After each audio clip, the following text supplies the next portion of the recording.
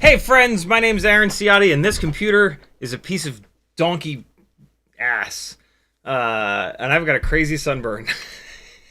So I'm gonna wear sunglasses this live stream. These are strawberry sprinkled donut sunglasses. And I love them. And this looks way better than this shit show. So I was outside for 12 hours yesterday. I had a music video gig with Da Baby. Last year I flew for Little Baby. This year, Da Baby. What will next year bring? And I had to be on set at 8:30 in the morning, and we were outside until it got dark.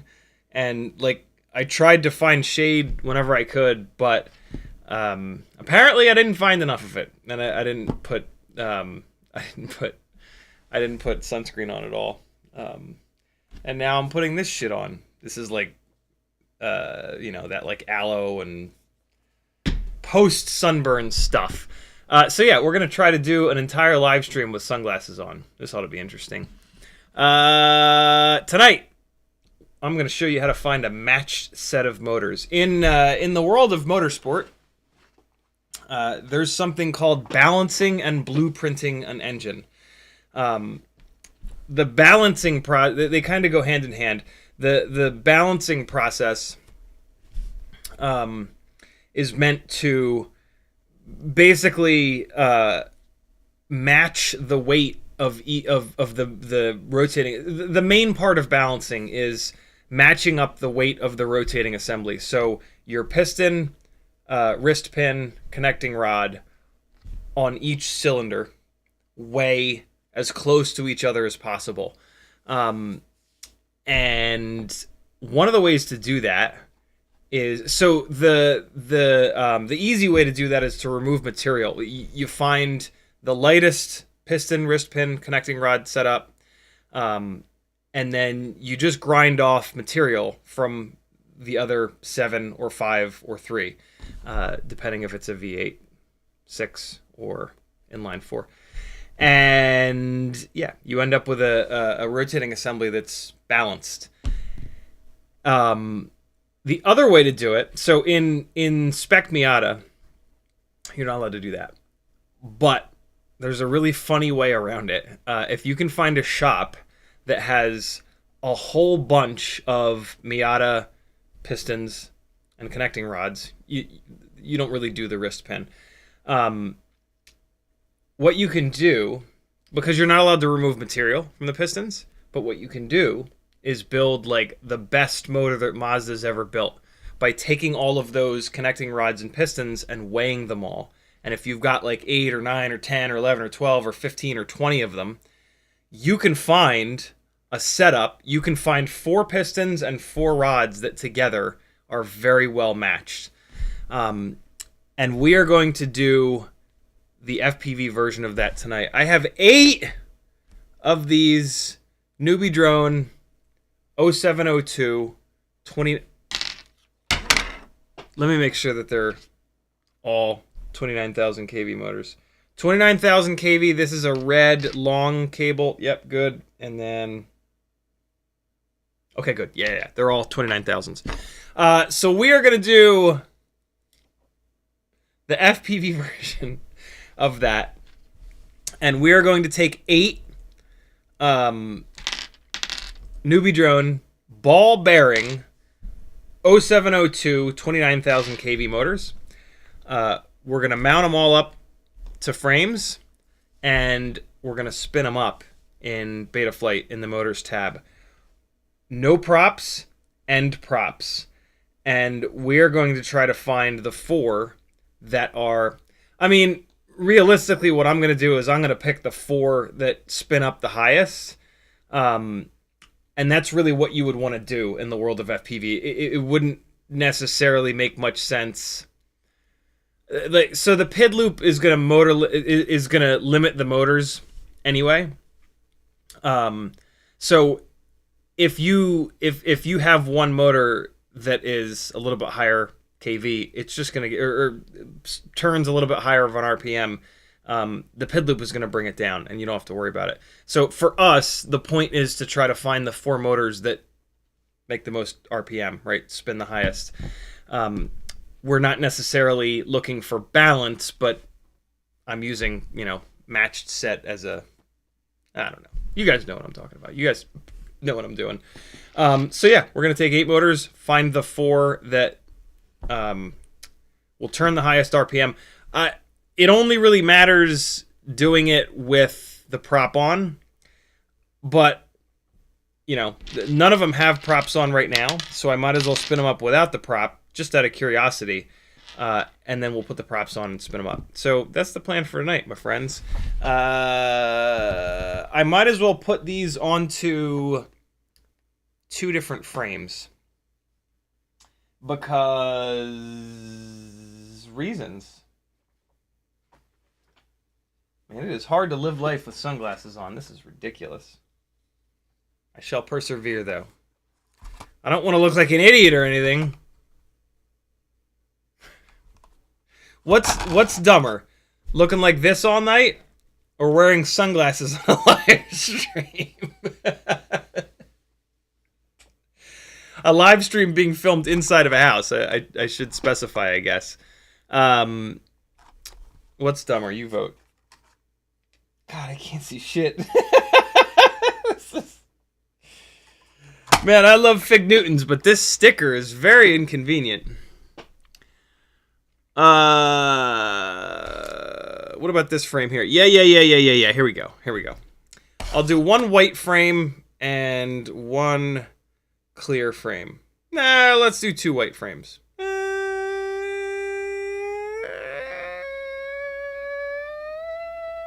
Maybe.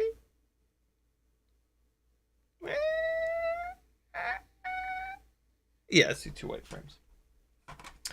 We'll do both white frames. So that's the plan. That's what we got going on. We're also gonna, you guys will have a chance to take a gander at my mailbag. And that's about it. Get this out of here. That's it. Oh, wait! It's a Q&A live stream, as they all are. Ask any questions that you've got in the chat, tag at CiottiFPV, and I'll read them. If not, I won't. Frank Nicholas was first, Northern Tier was next, Troy Preleg, hey, sorry for the delay, the sunburn has affected my brain. Timmons is in the house, hockey rounds. Speaking of Timmons, the final version of, hey, we need a name for this damn thing. I keep forgetting to mention that. Should we call it the Batwing? Never mind, we don't need a name for it. We're calling it the Batwing. Well, I don't know. Should we call it the Batarang? It kind of looks like a... It looks like a Batarang. It looks like the Batwing. Yeah, we need a name for this little thing. This excellent little TPU camera holder that prevents you from having to run the fractal frame, which is crap. The craptal frame. It's not crap. It's just not as good as a setup like this in terms of flight time, power, durability, all the things that matter. Yeah, we need a name for this little thing. What should we call it? Here's the shape. It kind of looks like a little Batwing. Not really. Yeah, that's the shape. What should we call it? It's a collaboration between CiottiFPV and Timmins. Could do something fun with that. I don't know. I kind of like the Batwing though. I'll be honest. I've already decided to call it the Batwing. maybe not. Yeah, we'll see. We'll see. I think Batwing is weirdly fitting though, because it looks like it. There's no other reason. I'll bet that somebody has a better name for it. Should we call it the? I don't know. You guys will have something fun. Hockey Rounds, Mick Mucus, Douglas Otwell, John, Wake and Bake, Freelo Joe, Prop Junkie, WeBleed FPVs in the house. What's up, Zotek? How are you, brother? Bagszilla, Wake and Bake, Douglas Otwell, Prop Junkie, Northern Tier, Bob Bruce. Scrolling down. Simon, Wake and Bake, Joe Filmed, Mr. Blue Sky, Northern Tier, Seamus Kelly, Walter, Simo, Hockey Runs again, Tommy Lou, Prop Junkie, Mr. Blue Sky, Limits 20, Brandon's Baked Beans, Bagszilla,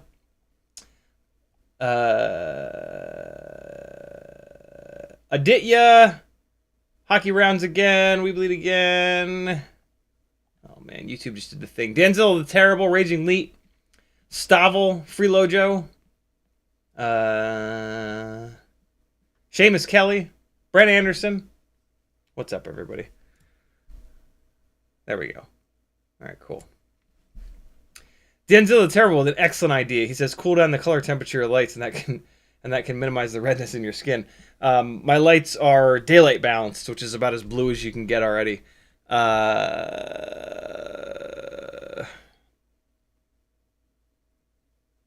kind of want to just straight up put a blue light on myself. If you want to talk to me in the chat, all you got to do is type CiottiFPV, or you can put an @ in front of it, whatever you want. This is my full-time job. CiottiFPV.com is how you support me. A million different ways. Patreon helps me the most. Etsy has some fun stickers. Teespring has some fun shirts. Fiverr, you can work one-on-one with me. I'll help you fly better, build better, tune better. And there's a whole bunch of affiliate links. Click them. It's 2024. If you're not using affiliate links, you are hurting someone's children. CMYK says, happy Friday. WeBleed says, hello, hello. Douglas Otwell says, I snagged a Mobula 6 today. I posted on General Nonsense on my Discord that Pyrodrone has the old school ELRS Mobula 6s in stock. Go get them. And you can even get them in 25,000 kV. And then you can take, so it's going to be an 0802 25,000 kV motor. You can take that and you can put it into a 75 millimeter build. And it's actually a rockin' kind of motor. You're going to break it. The 1 millimeter motor shaft is not quite strong enough, but you'll be able to actually use the motors. You're really buying the Mobula 6 ELRS for the AIO. It's the best AIO. It's the best Whoop AIO that's ever been created. There's a chance that it'll be the best Whoop AIO that's ever been created. The 2024 board does seem to be durable, but you know, it's really early days. That old school Mobula 6 ELRS AIO is hysterically durable. And I stocked up on them because I'm just not convinced that we're ever going to get another tiny Whoop AIO that's as good as it. And I think you should too. But it's on you. The 2024 seems to be really good, and I've pounded the shit out of mine, and it's fine so far. So maybe, you know, maybe not all is lost, but I don't trust it. Prop Junkie says, you got the raccoon guy. You got the raccoon eyes. I do. And this is not like FPV goggle eyes either. I only flew 2 batteries on that gig, unfortunately. I flew a 3rd battery, that's true, but it was the same thing. FPV was like an afterthought for them, and they had 60 dancers and 100 extras. So yeah, things got behind quick, and then when that happens, FPV tends to kind of fall by the wayside because, you know, what we're doing is like extra stuff. Usually FPV is not like the main shot that they're looking for. The $250,000 30-foot crane that they have is one of the main cameras that they had, rather. Yeah, is much more important. And like, you know, look, they've probably got $50,000-$60,000 of their budget tied up in ground-based cameras. The day rate that they pay me is small potatoes. So if they don't, if FPV never even goes up in the air, it's like not a big deal to them, you know. But we did get up in the air, which was awesome, and maybe they'll use something. It was in 60 frames, and it was for, oh yeah, I told you, it was for Da Baby. Yeah, the most adorable moment all day though is, so I'm getting these motors mounted up in these frames down here below the camera. The most adorable moment, hands down though. I was in there at 8:30. I left at 8:30 p.m. On the way home, I stopped at McDonald's for an cheeseburger, and the young kid that took my money at the first window, he's like, "Ooh, are those drones?" I had my gear on the passenger seat. He's like, "Ooh, are those drones?" I was like, "Yeah, I was just on a music video shoot, whatever." He's like, "Oh wow, who was it?" I was like, "Oh, it was Da Baby." And this kid had to be like 17 years old. This is the whitest kid ever. His eyes light up, and he's like, "Dude, what? He's my favorite rapper. I was just listening to him." I was like, "Ah, it's funny, man." And he's like, "Yeah, man, him and Little Baby." I was like, "Oh, I filmed him last year." He's like, "What?" I was like, "Yeah, man." He's like, "Oh, well," he goes, "Oh, well, man, if you ever meet him again, tell him I said hi." And I was like, "Oh, cool, man." And like, as soon as I said that, one of his coworkers was like, "Yo, go, make him go." And he's like, "Oh yeah, sorry, man, you go get your food." I was like, "Okay, man, sounds good, stranger." Whose name I don't know. So yeah, that was absolutely just adorable, man. But yeah. Even suburban 17-year-old white kids loved Da Baby. I don't know. I tried to listen to some of his stuff. It seems good. I don't. Every once in a while there's some hip hop that I like. I don't know. It's few and far between. But I'm sure he's super talented because he's very, very well known. And people that are very well known are very talented, whether you like their music or not, or films or whatever. One of the ways to, this comes up with like art, paintings. One of the ways to judge whether or not something is good is how many people like it. And just because you don't like it, that kind of means nothing. Like if you don't think something is good, but lots of people like it, I got news for you. You're wrong. Like there's it's very difficult to do, right? It's very difficult to do to make something that millions and millions and millions of people are going to connect with and are going to consider is good. And that's art, baby. It's it comes up in the painting world, right? Like you'll see these paintings that the entire it's like a 15-foot by 15-foot canvas that's blue. That's it. The whole goddamn thing is blue. And it's hanging in a gallery, and it sells for $18 billion. And you know, you walk up to it, and you're like, well, man, I could fucking do that. This guy's not all that good. And guess again. There's something about that artist. There's something about, you know, what they've done that connects with tons of people. And that... You know, that's this also comes up in like the discussion of like what is art, right? Like what is it? It's hard to define, which is really cool. I actually love that about art, is that there's not like one definition. We can't just say like art is when does it become art, right? When do doodles, when does music become art? Because it's certainly not art when you start, right? Like, couple of teenagers in a garage playing for the second time together. That's not art. That is audible torture. That is audible cancer. But then they keep playing together, and at some point, potentially, it becomes art, right? And when is that? I don't know. But it's pretty cool. The definition of art is something that I find to be kind of fascinating. And just seeing...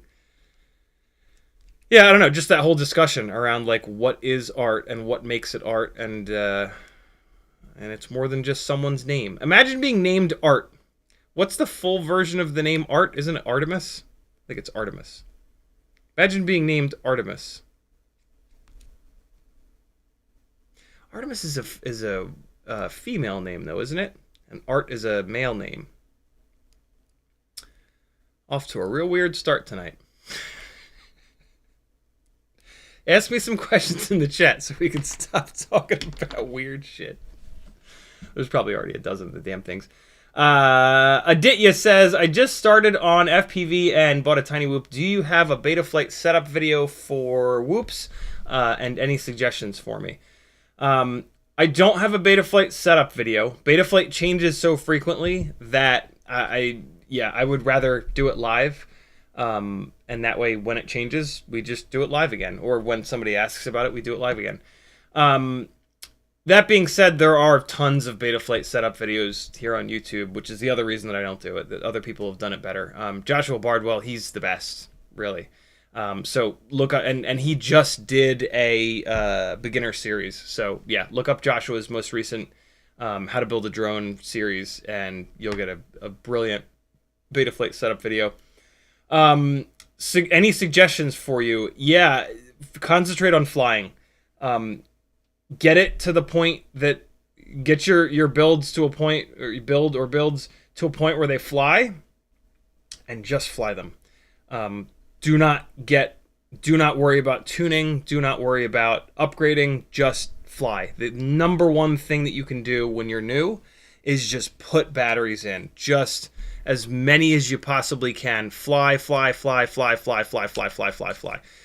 Buy as many batteries as you can afford, and try to have more than one rig. Try to have like 2 or 3 rigs that are as similar as possible, and just get as many batteries in as you possibly can. This is a very frustrating hobby. By focusing on flying, it's going to become way more fun earlier. As you get more competent on the sticks, it gets so much more fun and so much less frustrating. And there's nothing but time to focus on tuning and all that other stuff. None of that is going to matter whatsoever for like your first year of flying. So don't waste your time on it. Put all of your time into just flying, and hopefully you can become obsessed enough with the magic of flight that the upcoming utter nightmare that is FPV will not be so much of a nightmare that you quit. Although most people quit, to be really honest. I hate to be the bearer of bad news if you haven't figured that out already. But yeah, it's an extremely frustrating hobby. The technical side is kind of brutal. So yeah, fly your ass off. And the idea behind having multiple rigs, especially multiple similar rigs, is that when, not if, one of them blows up and breaks, you've got others to fly while you're waiting for the replacement parts to come. If you can build identical rigs, that's the best case scenario, because then there's no adjustment period. You put one down, you pick the other one up, and you keep flying. And then you can either cannibalize the working one for parts for the other one, or just keep flying the working one while you're waiting for parts for the other one. Ideally, the best case scenario, if you have a couple of identical rigs, 2 or 3, is you keep a full set of replacement parts in stock, and you only have to have 1 set of replacement parts because your rigs are identical. When you have 5 different rigs and they're all completely different, you can't do that, because every AIO is different. Every set of motors is different. Every set of props is different. Every frame is different. And you can't possibly keep one of every rig in stock like that, right? You would basically have what amounts to 10 different builds, but you only had 5 put together. Whereas if you have 2 or 3 identical rigs and you have a full set of extra backup parts, then you've only really had to build 3 or 4, right? Versus having to build 10. So yeah, those are a couple of... Those are sort of more high-level tips, if I'm honest, but those are some of the things that nobody talks about that I wish someone had told me about when I was new, because they would have saved me from making mistakes that kept me from being able to fly, and also when you dive into tuning too early, you're not really flying, you're tuning, and it doesn't matter, because like it just doesn't. Like your flight footage, nobody's going to want to watch your flight footage for a while. So whether or not your rig is shaking all over the place or it is perfectly tuned, it just doesn't matter. So yeah, resist the urge to do a lot of the things that you see us all being obsessed with and doing, and just enjoy the majesty of flight. And that's going to be your best bet to get started. Get in the simulator. Velocidrone is the best one. You're gonna have to pay a couple bucks for it, but it's well worth it. The physics are better than any of the others. And yeah, those are some of the main things. Don't get obsessed with the gear side of the hobby. You got plenty of time for that. Wait like a year to get obsessed with the exact right set of motors, the exact right set of propellers. That's all stuff that, again, it prevents you from flying in a way that you're going to get an awful lot better. And yeah, the quicker you get good, the more fun you're going to have. And the less shit you're going to break, right? Like, if... that's arguable, because as you get better, you kind of crash harder. You crash less often, but you crash harder. So there's a... almost... I don't know. But yeah, there's a couple of tips for you. Welcome to the madness that is FPV. Expect to be so frustrated that you want to quit more than once. Every single one of us has quit this hobby, and then out of sheer insanity decided, all right, I'll try to get ELRS bound one more time. And sometimes you'll be able to get it bound that second time. Sometimes you'll quit again, but then you'll come back a third time because you hate yourself. And then maybe you'll get it bound. It's a very frustrating hobby. The technical side is brutal. The manufacturers don't pay much attention to making things easy. When they do, sometimes they make it worse. So it's tough, but it's absolutely worth it. Like, there's no other way to actually fly through the air without putting yourself at risk or spending enough money to, cure hunger. Talking about flying actual airplanes, it's hysterically expensive. But some people are greedy enough to do it. It's not always greed. Sometimes it's just hard work. Usually greed, though. No. Actual aeronautics is absurd. The fact that anybody goes down that road is just insane. But good for them. We need people to fly them planes, yo. The greed part comes in. People that actually have enough money to own airplanes. That's where the greed side comes in. Danzel the Terrible says howdy. Michael Blade says hey there. Freelojo copying the Patreon link into the chat. Thank you, dude. Freelojo says the lowdown. What's the lowdown? Was you on a boat? Danzel says. Simon says your tan/burn is barely noticeable. To be fair, well, not as much as you might think. Own it. No, I like this. This is funny. It's funny to wear sunglasses. I can see the screen. It's totally fine. Denzel the Terrible says the schnoz. Ooh, that's pretty good. Walter says McClitty. You can't name anything with the word clit in it. You can't do it. Timon says that'd be the titty. What? Prop Junkie says, wow, I never realized how big the walk snail camera was on a Whoop. It's long. It's a long camera. It's got the same dimensions elsewhere as most of the other cameras, but it's definitely a little bit longer. Mounting it up on the front like that, I mean, it's like you could not possibly mount it in another way that makes it look longer. So yeah, it's a bit of an optical illusion there. Seamus Kelly says, first, thank you for the Discord. But I was into FPV years ago, looking to get back into it. Possibly 75mm whoop for more outdoors than indoors. HD0 seems the way to go. Any input or advice? For tiny whoops, HD0 is not the way to go, in my opinion, unless you want to race. Even then, analog is king. With tiny whoops, hands down, analog is absolutely king.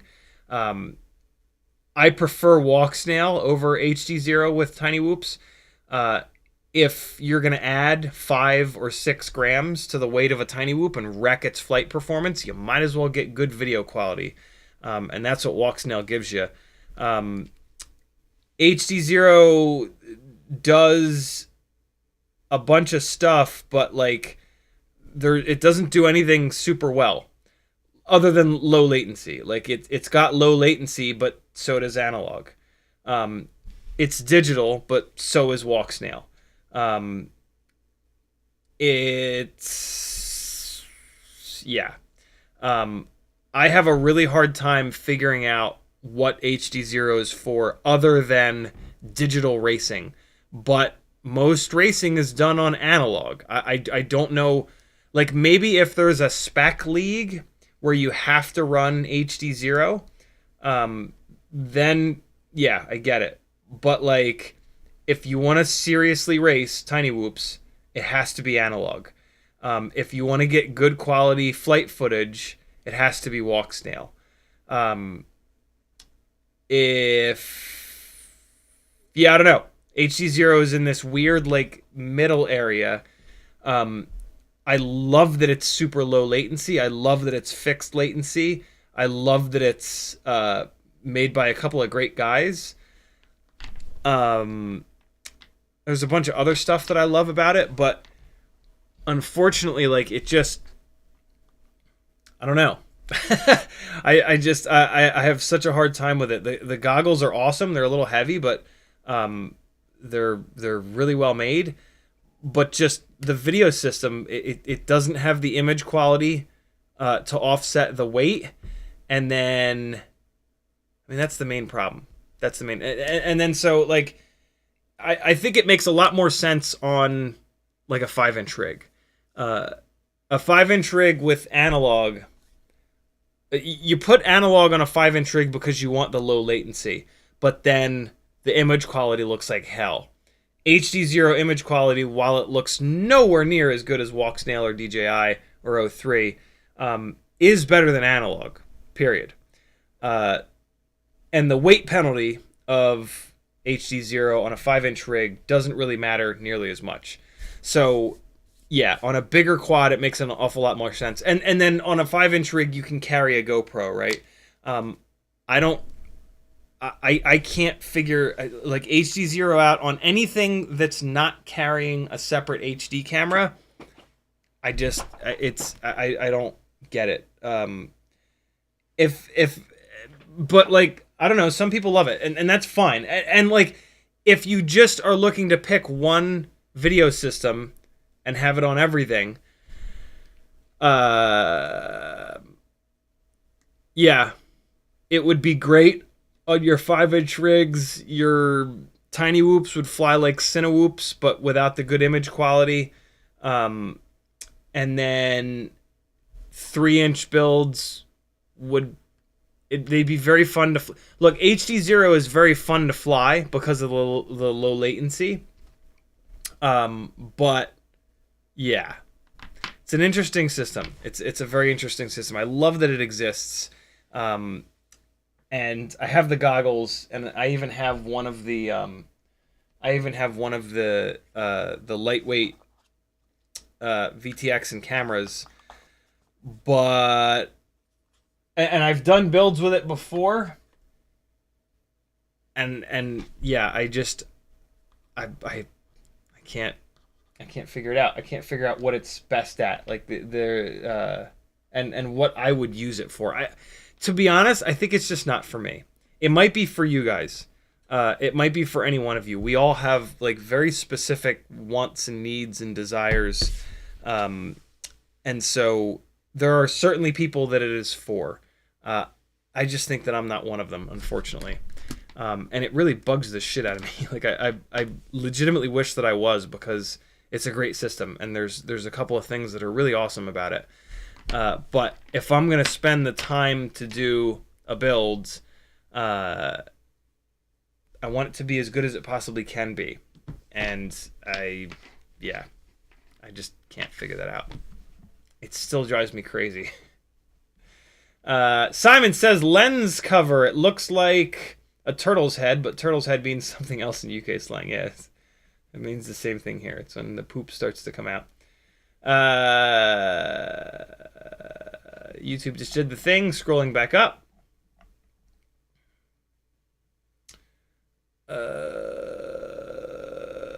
Here we go. Seamus Kelly said, no, we got that. Nope. McBuka says, looks like a porthole. I don't know what a porthole is, I guess. McBuka says, but I would take the credit and call it a Ciotti clip. That's kind of cool. I like the Batwing better though. I'm like I said earlier, I've decided on Batwing. Or Batarang maybe. Batwing or Batarang. Kevin the Alien says, if you call it Batwing, then you can call the entire build that you put it on the Batwing. Kevin the Alien says, is there any real limit to how different of a KV two given motors can be on the same quad? Would two 30,000 kV motors and two 33,000 kV motors be too much of a gap for the PID loop to compensate? I don't think so. The second question, I don't think so.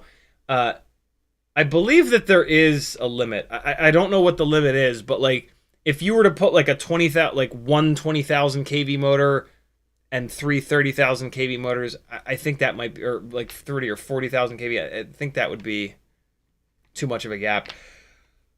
I could be wrong, but yeah, 30,000, 33,000 kV, you'd be fine. You'd be absolutely fine. I think I've actually done that before. I think I've done a 3,000 kV gap before on Tiny Whoops.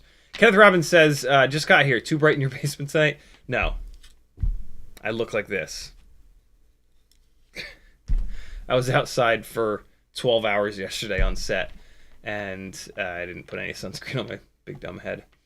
Kenneth Robbins says, meant that to be a question, referencing the glasses. Stavel says, little did the McDonald's employee know he met the Whoop King. Yeah, he should have been excited about meeting me, not somebody that met Da Baby. Legs a Jimbo says, getting back to FPV. Wow. How are there this many people getting back into FPV? Congrats, fellas. You're coming back at a great time. Getting back into FPV after a few years, I've back-ordered the new Mobula 6, but also fancy a 75mm build for Anti-Karen Outdoor Acro. I've got an Ishin trash can, 0803 15,000 kV F42S, Diamond 200mm VTX, Caddx something unknown, stock 4x pups. Does that stand by today's standards? Sorry. Something... I use this as is for a base for a better build, or just buy something new. 080... oh, interesting. 2S. The problem with 2S on Tiny Whoops is it's very heavy. So that Ishin trash can, it's going to be like a school bus flying around. I would leave it together. I mean, 0803 15,000 kV on 2S is the same thing as 30,000 kV. So it's going to have a bunch of power. Which power is like the one thing that Tiny Whoops have lacked for a long time. You got out of it just at the right time. That was just when Tiny Whoops were starting to make some power. I would actually leave that thing alone, I think. The new Mobula 6 that you ordered is going to be the God's gift to flying indoors. And then the only problem with that rig that you've got there is I think you're going to have a hard time finding replacement motors. I have not seen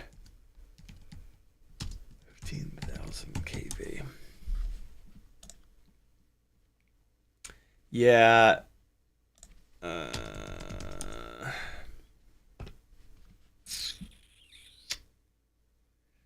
If you can find that motor... Well, that's a 603. If you can find some of those 803 15,000s in stock, grab them. So that's an E-Sheen quad, so it's an E-Sheen motor. If you can't... let's see. Man, yesterday wiped me out. I fell asleep on the couch like in the middle of a sentence last night. Upstairs. That never happens. I never fall asleep up there. Azalea was making pasta. And I just disappeared. 802. Wait, no, 803. 803. Oh, never mind. Yeah, you're going to have a hard time finding the 803s. I don't know if anybody makes 803s anymore. Let's see what the lowest KV. Oh, shit. Oh, they're sold out. Well, there's 12,000s here, but that's... I don't think that's going to be quite enough. Well,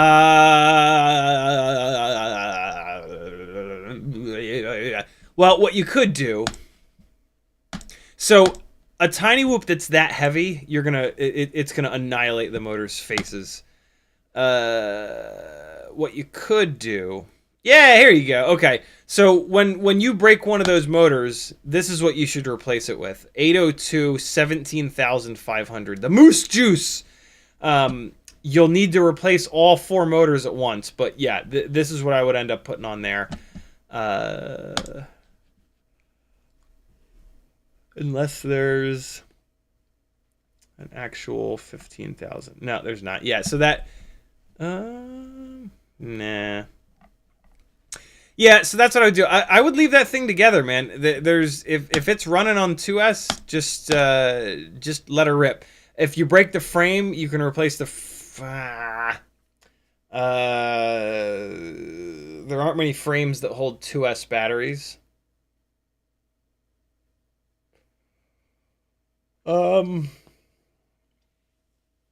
Yeah, leave that thing together. Fly it. See if you can get replacement parts because you're going to break it. And then you can upgrade from there. Yeah. Yeah, that Mobula 6 is going to blow your mind, though. So, do it. CMYK says, art equals human expression. Yeah, it's interesting. There's so many bits and pieces to the definition of art. Walter says, you can do also build. Hop, grasshopper. WeBleed FPV says learn to hover. Yeah, hovering is there are so many good skills, but yeah, learning to hover is a good one because then you can fly it to some extent without your goggles on. Just putting the time in though. You're gonna learn all this stuff putting time in. Stavel says, speaking of multiple rigs, thoughts on a 3-inch setup? I want to step up for my 75mm for outside HD0 Freestyle V2. I don't have a great 3-inch setup to recommend at the moment. I'm really desperate for the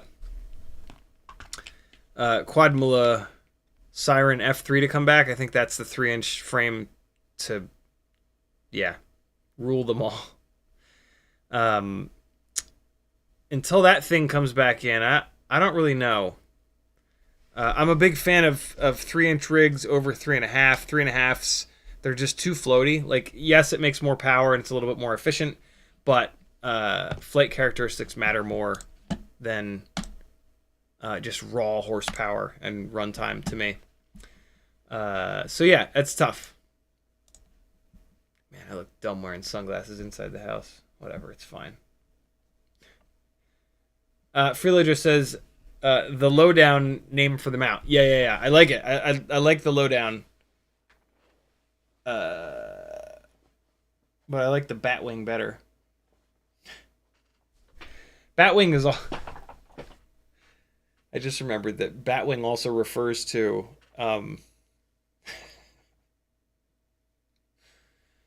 Oh, God. Hold on. I should I should maybe not say what it is. Let me see if Urban Dictionary has my back. Hold on.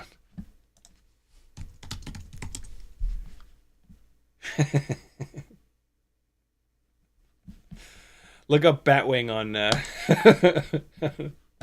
Wait, hold on. I can just hit you with a link. Here's a link. I forgot about that definition of Batwing. Maybe we won't call it the Batwing. Fuck that. We're calling it the Batwing. Brandon Anderson says, what/why all the little tie hoops in the inner ring of the Betaflight hoop racing gate? It's so that you can hook the gates together, basically. They put little ties or little hoops, and then you can 1, 2, 3, 4, do different shapes and whatnot. Timon says, we could name it the Schwartz. That's actually a really good name. It's a really, really good name. I still like the Batwing better.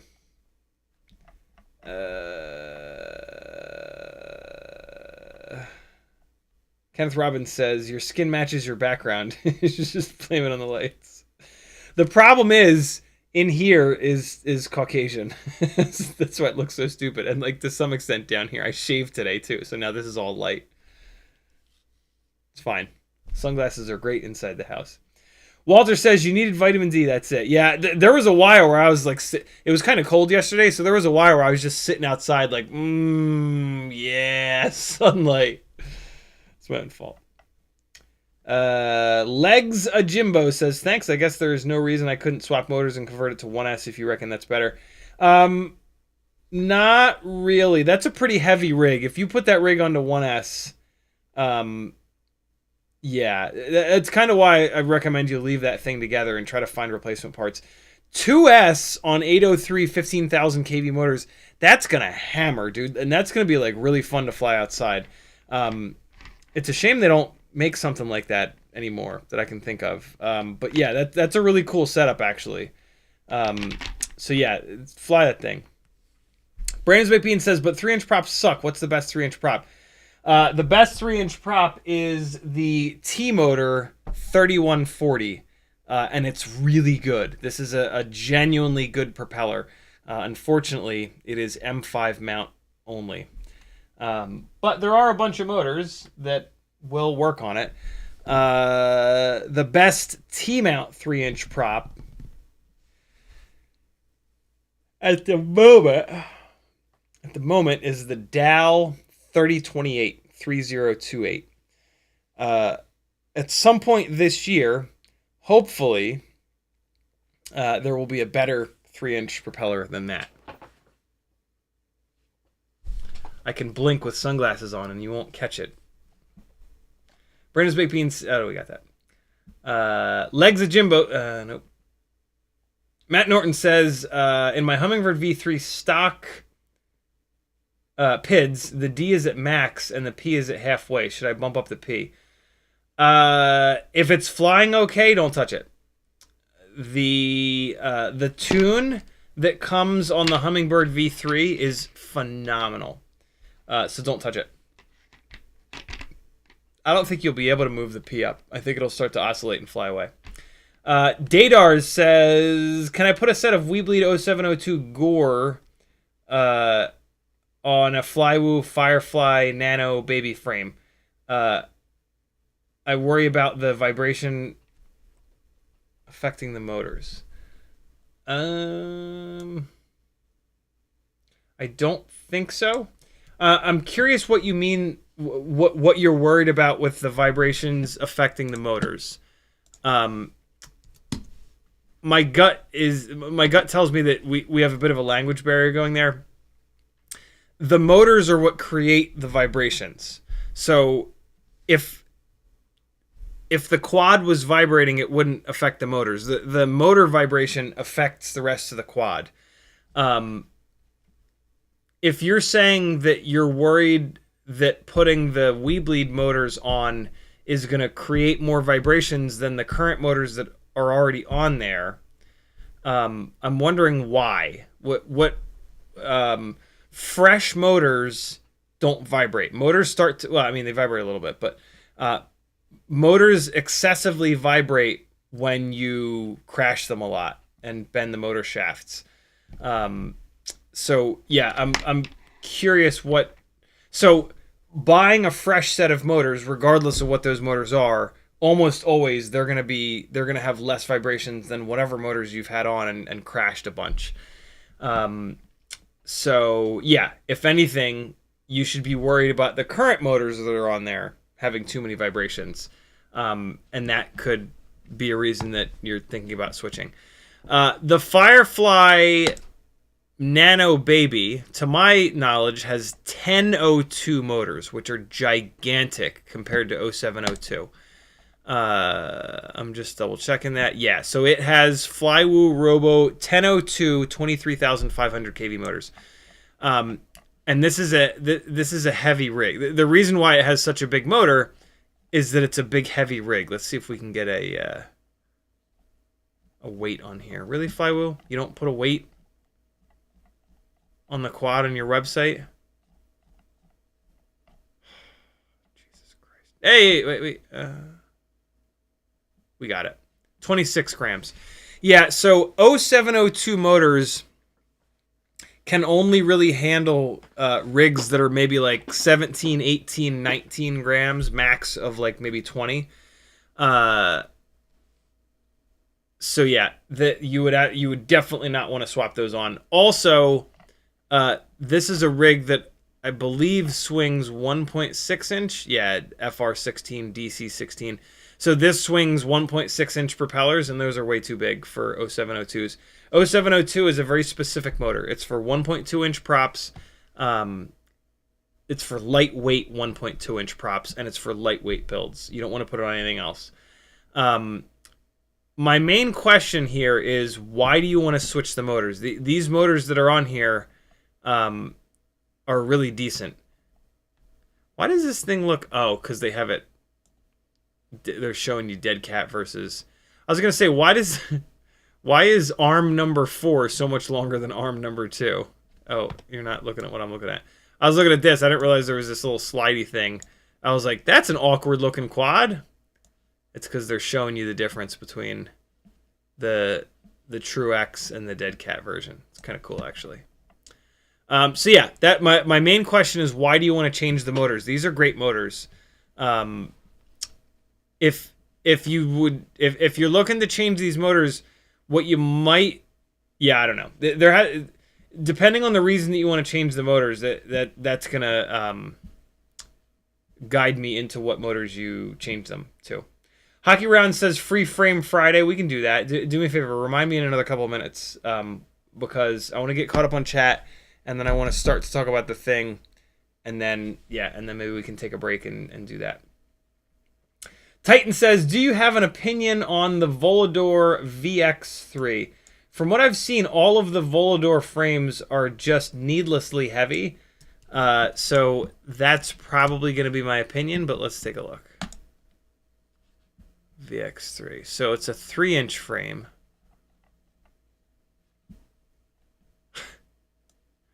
It's a 68. Jesus. I don't know how you do that. I really, I don't even know how you make a frame that's so incredibly heavy. 68.3 grams. That's too fat. That's too much. There's no reason for a 3-inch frame to be that heavy.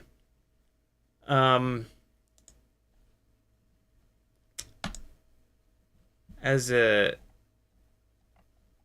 point of reference, the Quadmula Siren V3 is 54.5. That's even pretty heavy. I guess 68's not that heavy. Yeah, I don't know. The arms aren't even that thick. The arms are only 3.5 millimeters. Yeah, I don't know. Oh, maybe it's probably so heavy because of all this TPU. Get this fucking TPU out of here. Yeah, I don't know. It's too heavy. The problem is the Quadmula F3 Siren's not in stock. So at the moment, there really aren't many 3-inch frames. So, yeah. This as a 3.5, maybe, but as a 3-inch at almost 70 grams, I'm gonna say hard pass. But yeah, I don't know. Hockey Rounds with a $2 super chat for the every camera fund. Thank you, homie. 137. Look at us go.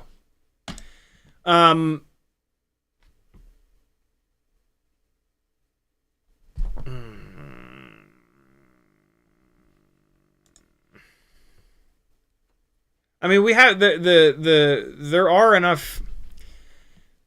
All right, you can't. You know what I'm realizing is that there aren't enough. Oh no, you could run a frame that's this heavy and is only going to swing 3-inch propellers. You're going to have a really hard time finding a motor that can power that has enough power for this thing. That's not like a stupid 1408 or 1507 or something dumb that doesn't that overheats and is super fragile.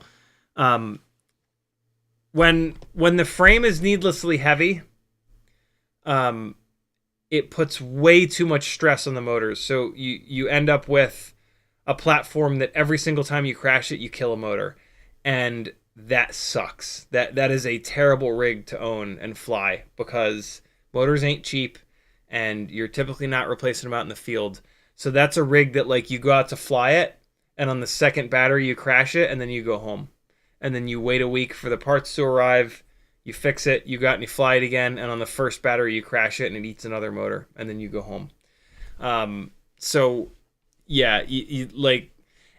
And you're going to have to run these big, heavy, fragile motors to power the damn thing. So I can't really recommend it. The super heavy, and I mean it's not even that strong. Like the arms are 3.5 millimeters, so it's not even like you can hide behind like, oh well, the arms will never break. I don't like that anyway. If the arms never break, again, that's going to add even more stress to the motors. When an arm breaks, a lot of times it saves the motor. If the arm never breaks, you never save a motor.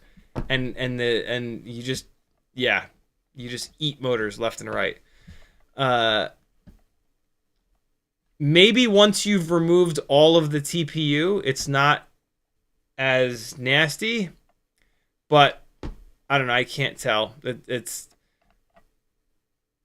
yeah. I mean, there's a big branding nameplate on here. What? Get that out of there. I'm trying not to be too negative, but I'm just so blown away that this frame is 70 grams. Yeah. I'm trying to think about like what all of this TPU maybe weighs.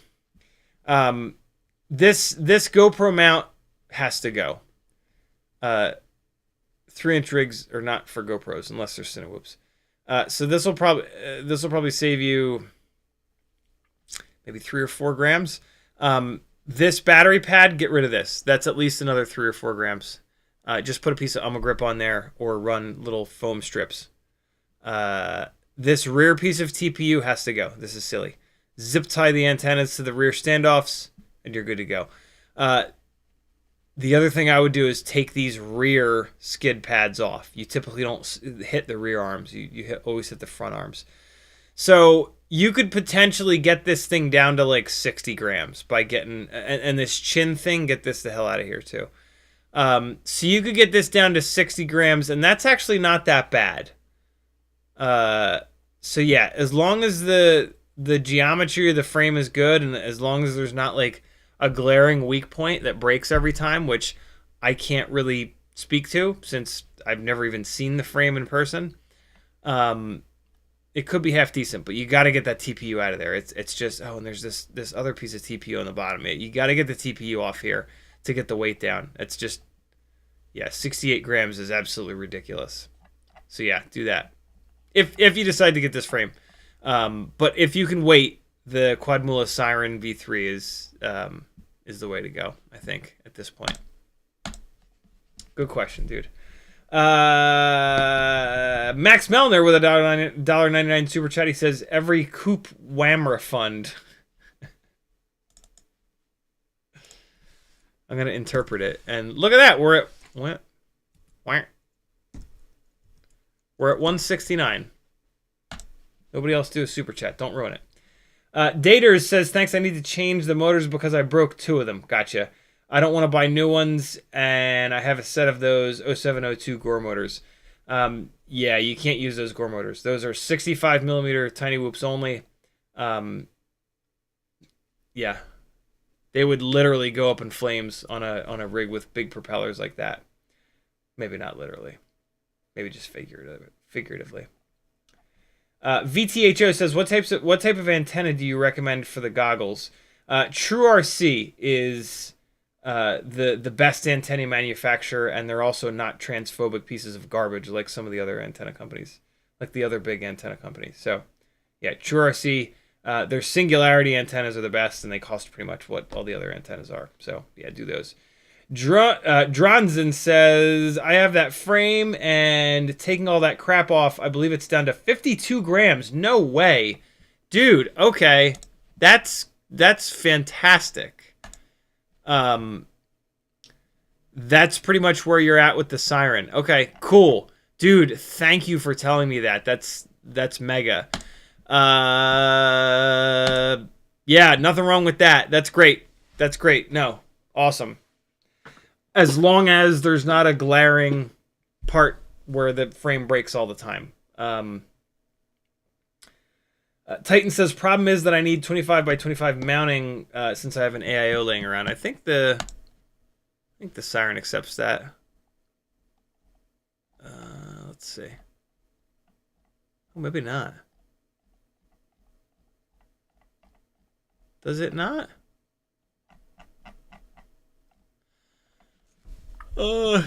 Wow, it doesn't. It's 20 by 20 stack only, which is a good thing. Well, okay. It's got a spot for the VTX 25 by 25, so you could just mount that AIO in the rear, and you'd be fine. But yeah, shit. If the Volador comes down to 52 grams, just get that. That's totally fine. And I have not heard. What I've actually heard is that the Volador frames are very strong, so you should be good to go there. Damn, thanks for letting me know, Dronzen. That's awesome. All right, cool. So let's do some stuff. Let's do some myth busting. I need to get the. I need to charge some batteries. That's what I need to do. That would have sucked if I forgot to do that. And I need to charge fresh batteries because we are trying to have good. We're trying to see the max RPM that we can spin these motors up to. All right, here we go. Throwing these batteries on the charger at 0.9 amps. That should get them done quick. Go, and there we go. All right, cool. Those batteries are jamming away. Let's solder. Let's solder. R. Glatz with a $1.99 for the camera fund. Thank you, dude. Where is it? Here it is. Oh, wait, no, that's a different fund. We got many funds. Where's it at? There it is. 171. Oh. Thank you, dude. It's worth it. It's worth losing the 169 to support the camera fund. Brandon Woodford says, frame giveaway today? Maybe. I got to do some of this stuff over here first. But if you remind me once we've had some actual progress here, then we can do it. Matt Norton says, what's the highest KV you could safely go for a 40 millimeter prop? What's 40 millimeter prop? Is that a 1.6 inch? I think it is because the oversized props are 45. What's the highest KV? I don't know. I've done 33,000 and it seems totally fine. I'm still sort of myth busting that, so I'll know more sooner than later. But yeah, I don't know. Nobody has really gone high in KV on him. I feel like I'm one of the first. So we're sort of in new territory. Hey, you know what movie I watched the first half of the other day? Spaceman with Adam Sandler. Holy shit, it was starting to get weird when I turned it off, though. I had to go. There was a I'm not gonna tell you, but it got really weird. Did anybody watch? I don't know if I should watch the end of the movie because of how weird it got. Has anybody seen it? It's brand new. It's on Netflix. Did anybody get through Spaceman? And did they pay off why there was one of those things on the spaceship with him? Because I don't. I'm confused. I'm very confused. It almost felt like it was maybe like a metaphor for like mental health, which is kind of cool. I'm down with that. But man, I did not expect that. I'm gonna move this camera a little closer. What do you think of that? I've had it far away for a long time. Let's mess around with moving it closer, without it being incredibly crooked, hopefully. There we go. And also without too much of my crotch showing. WeBleed dug it. SlowCal dug it. Upside might not. Off Axis liked it. I had a feeling it was a metaphor.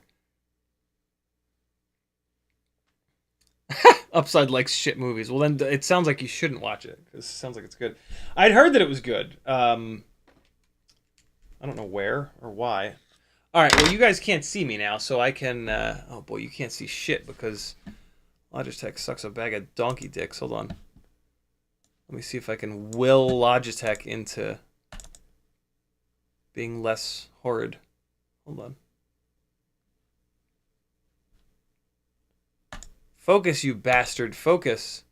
Oh, I hit the wrong one. It's the C922. This is the C920. Come on, you jerk. There it goes. Okay, cool. That's better. Let's move this out of the way. He needs a new battery lead, this fella.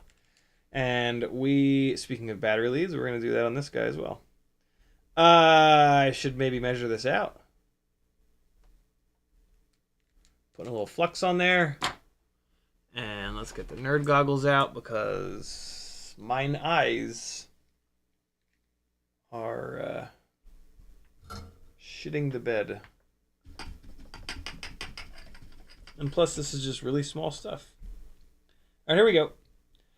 Ground is on the outside. I need to remember that. Actually, no, I can tell. It's easy to remember, because it's the ground pad touches the USB, and so like it has to be grounded.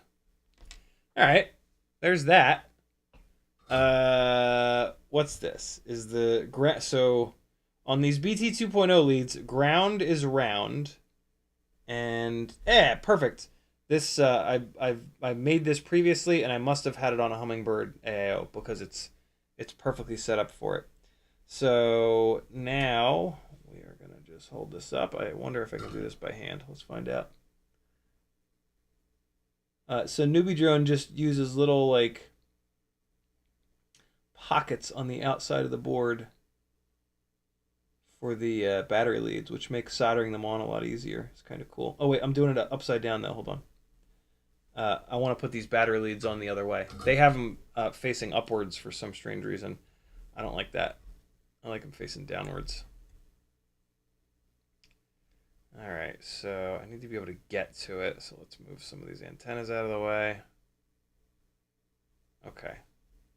If I come in with the soldering iron like that, yeah, we should be fine. A lot of soldering is this prep, like getting stuff into the right spot. You want to get in and out. you don't want to be screwing around with when it comes to soldering. You want to get the soldering iron on there and then get it off as quick as you can. Just like my ex-wife. Hey-oh!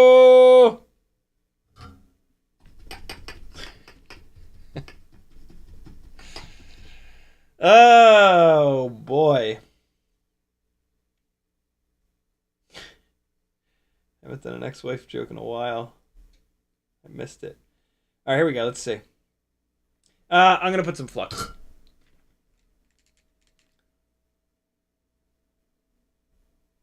There's one.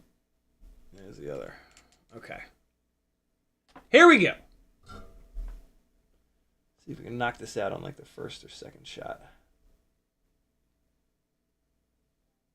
Get up in there, buddy. Come on. Here we go. And whoops. All right, now I'm not coming in at the right sort of angle here. There we go. This is going to be better. This will be better. It's actually better for you guys as well. You want to see what the hell I'm doing for a change. Okay, and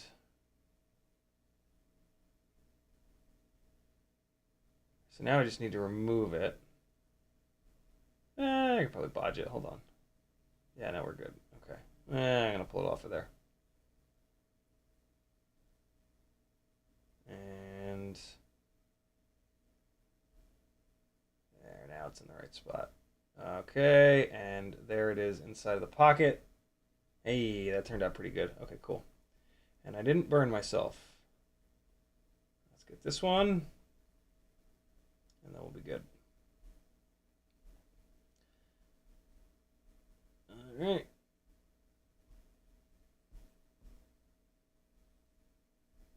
Hey. All right. Good enough. Doesn't have to be brilliant. Just has to be strong. I say that because this the second joint that I did turned kind of cloudy and it just looks ugly, but it's fine. It's fine. All right, so we've got BT 2.0 power. Let's put the old Omni Fixo back.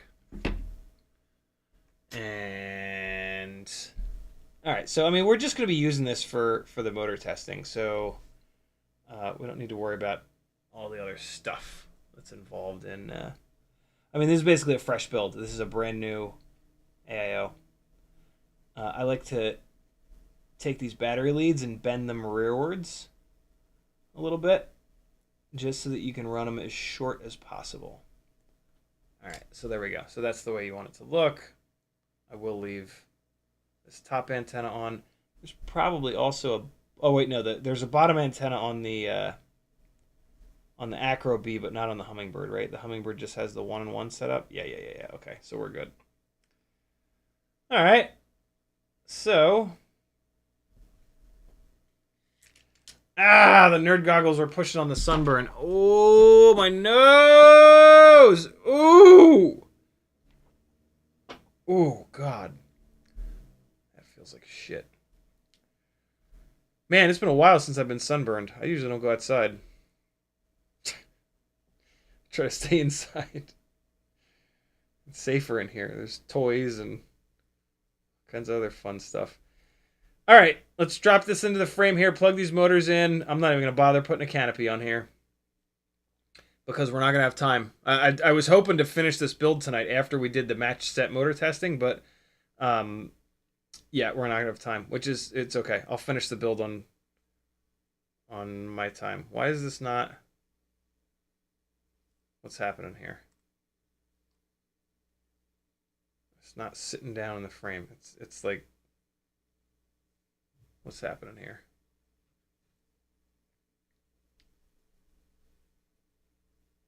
Why are you... What's going on?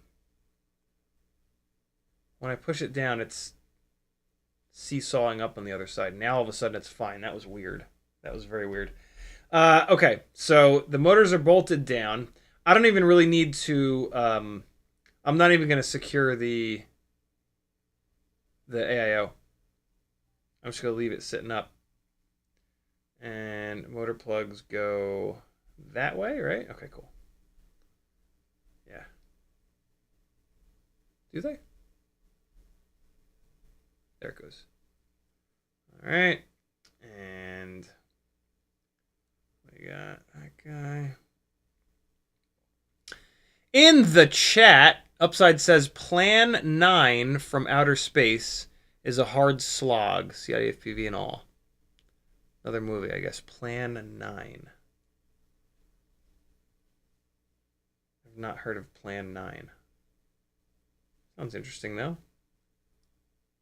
Other than it being a slog. I mean, is it worth the slog, or are you saying, like, don't watch it?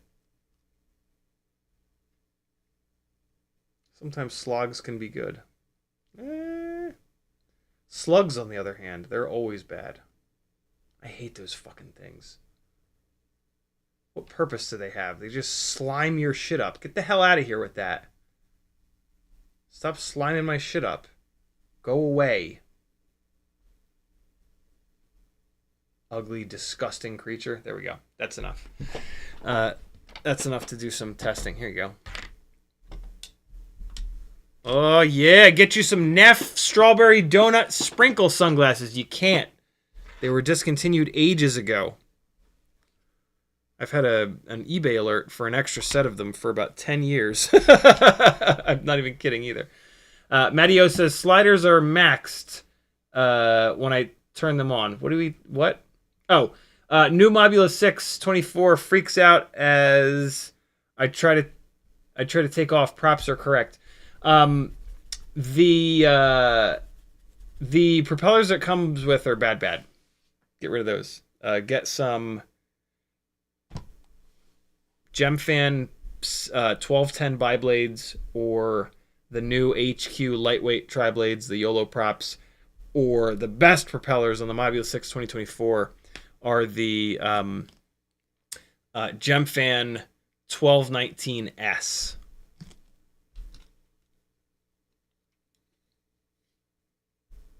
And that should help it. Limits20 says, what are those canopies for? They're for this build that I'm working on right now. But what we're doing with this build is figuring out a matched set of motors. Typically with Happy Model motors, you'll get RPM readings that are kind of all over the place.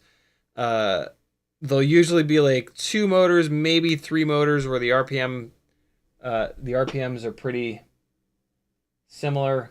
Oh man, these batteries are not done. But then there's almost always one motor where the RPMs will be significantly higher or lower, and that's what we're going to try to avoid here with this rig. So let's do it. I'm going to grab the battery that has the most voltage in it, which is this guy here, which is 4.29. So that's kind of close enough. We're not worried about like the highest number. We're just worried about consistency. And so I'm going to spin these motors up, and then I'm going to put this battery back on the charger until it gets to 4.29 again. And then we're going to take it off, and we're going to hit it again. And that's how we're going to get as consistent of a result as possible. So we'll fire up Betaflight first. Tommy BFPV says, are you going to Floss Furnace next Saturday? What the fuck is Floss Furnace? That sounds like a German sex act.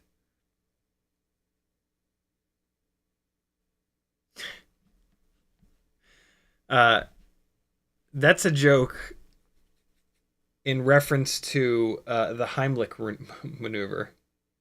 A comedian once referred to the Heimlich maneuver as the name Heimlich maneuver sounding like a German sex act. Yeah, I have no idea what Floss Furnace is.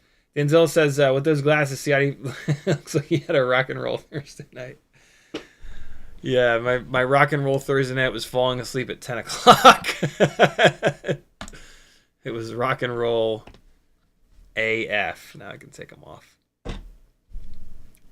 Although, man, you can still see what a jackass I look like in the thumbnail. Okay, so here we go. I'm going to zoom in on this.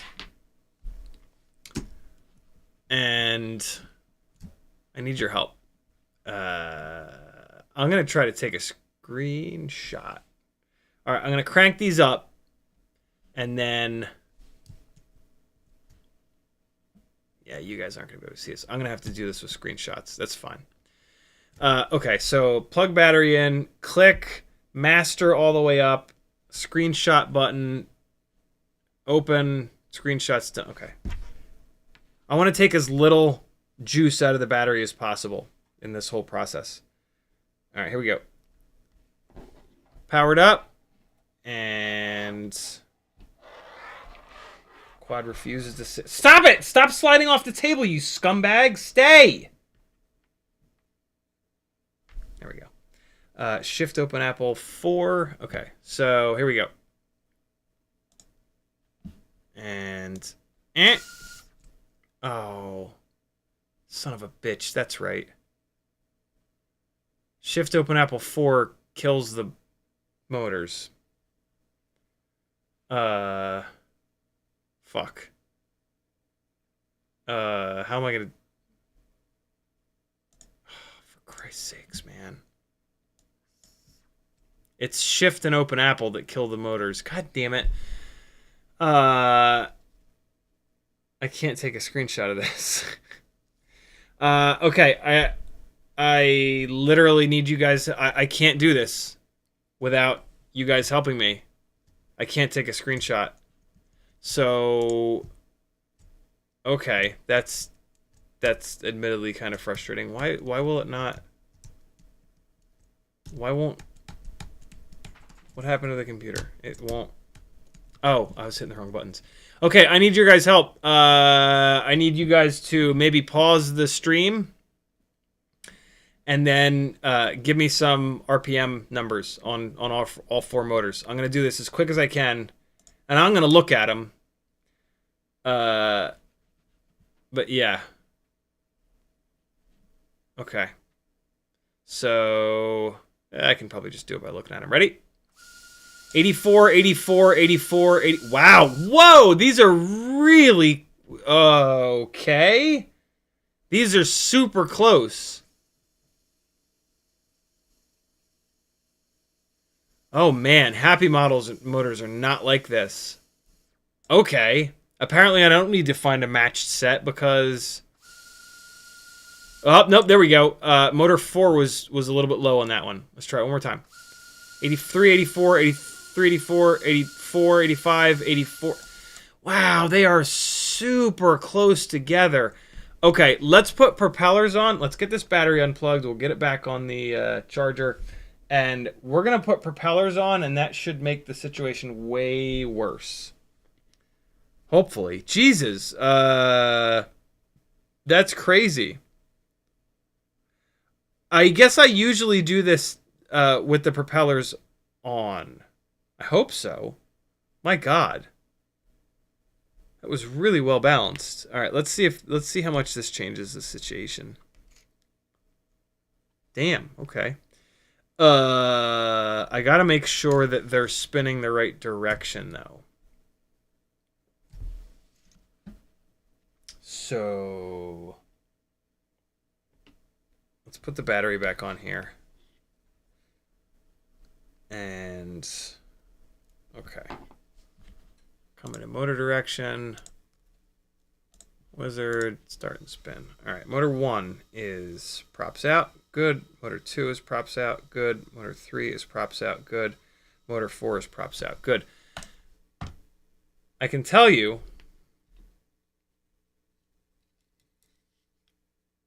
on newbie drone quads, the red wire is motor 1 and 4. The black wires are motors 2 and 3.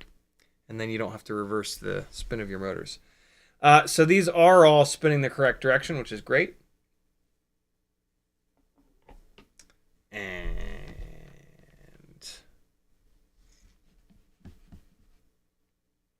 Sloss. Denzel the Terrible CiottiFPV. He means Sloss. The spot Fly High FPV is lined up in Alabama soon. Sloss Furnace next Saturday. Probably not, mainly because I'm just hearing about it now, but also because next Saturday is the Aniston Criterium race. So yeah, I'll be in Alabama. I'll also be in Alabama, but I'll be live flying, chasing cyclists. Okay, propellers going on. And I'm making sure I'm putting them on so that they spin the correct direction. Well, they create thrust, I should say. Why is this not... What's happening? Oh, there it goes. That was very weird for a second there. All right, let's see here. I'm very curious if this is going to... Oh, man, these props are going to fly off. Mark my words. I'm going to get hit in the face by a propeller. I'm calling it right now. It's going to cut me and I'm going to bleed. Okay, get on there. Yeah, that one's coming off for sure. If motors one... I think all four of these propellers are coming off of here. Okay, and that battery is at 4.28. Close enough. 4.28, here we go. Let's get off of here and come back here. Give you guys a little zoom action. All right. Battery going on. I'm so curious what's about to happen here. Okay. That's all in the middle. I'm holding it nice and tight. Here we go. Oh, God. Oh, boy. Okay, that's... Jesus. It is incredible how much thrust these things make. All right, I'm going to do it again. Here we go. Oh, man, that feels so abusive. It looked like motor 2 spun up more. Can two people get screenshots from that? That is crazy. That feels really, really, really abusive. Can two people get at least two people get screenshots for me from that? Can you just rewind back? I hope I had that big enough. DJ Beef says part of the U. What the hell does that mean? I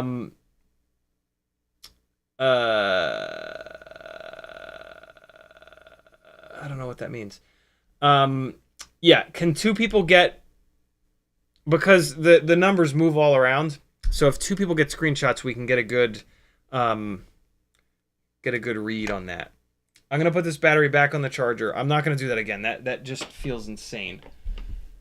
Wow, that took a lot out of the battery too. The battery came all the way down to 4.17. All right. So yeah, I'm relying on you guys. I'm gonna start taking this apart to put into the other frame. Because, yeah, man, the AIO's all hot, too. Good Lord, man. That's brutal. All right, so, yeah. At least two people. Please rewind back. I'm not going to do much amazing right now, other than switching frames, so you're not going to miss anything. DJ Beef says, part of the UFL connector broke off the board when the antenna got ripped off. What do you recommend for the fix? Soldering on a new connection. It kind of depends whether or not it took the pads with it. If it took the pads with it, you're kind of screwed. If the pads are still there, hell yeah, solder on a new UFL. You can buy UFL connectors. You could buy like a little pack of 5. So yeah, that's an easy one. If it took the pads with it, oof. Like, technically, you can try to, like, solder to the trace, like, scrape the trace up and solder to it, but it'll never be durable. And, like, the times that I've done that before, I will then crash it once, and it just rips back off. Hockey Round says, live stream live. Thank you, dude. One more person. One more person, please. Hook me up with a screenshot. Yes, thank you, dude. Okay, so what are we looking at? We're looking at motor 1.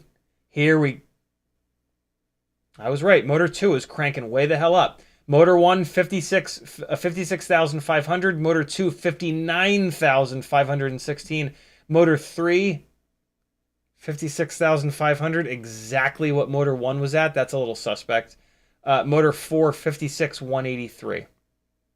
All right, so if one more person gets us a screenshot, you don't have to. You can just type it into chat if you want. That'll be super helpful. Thank you. Thank you, thank you, thank you.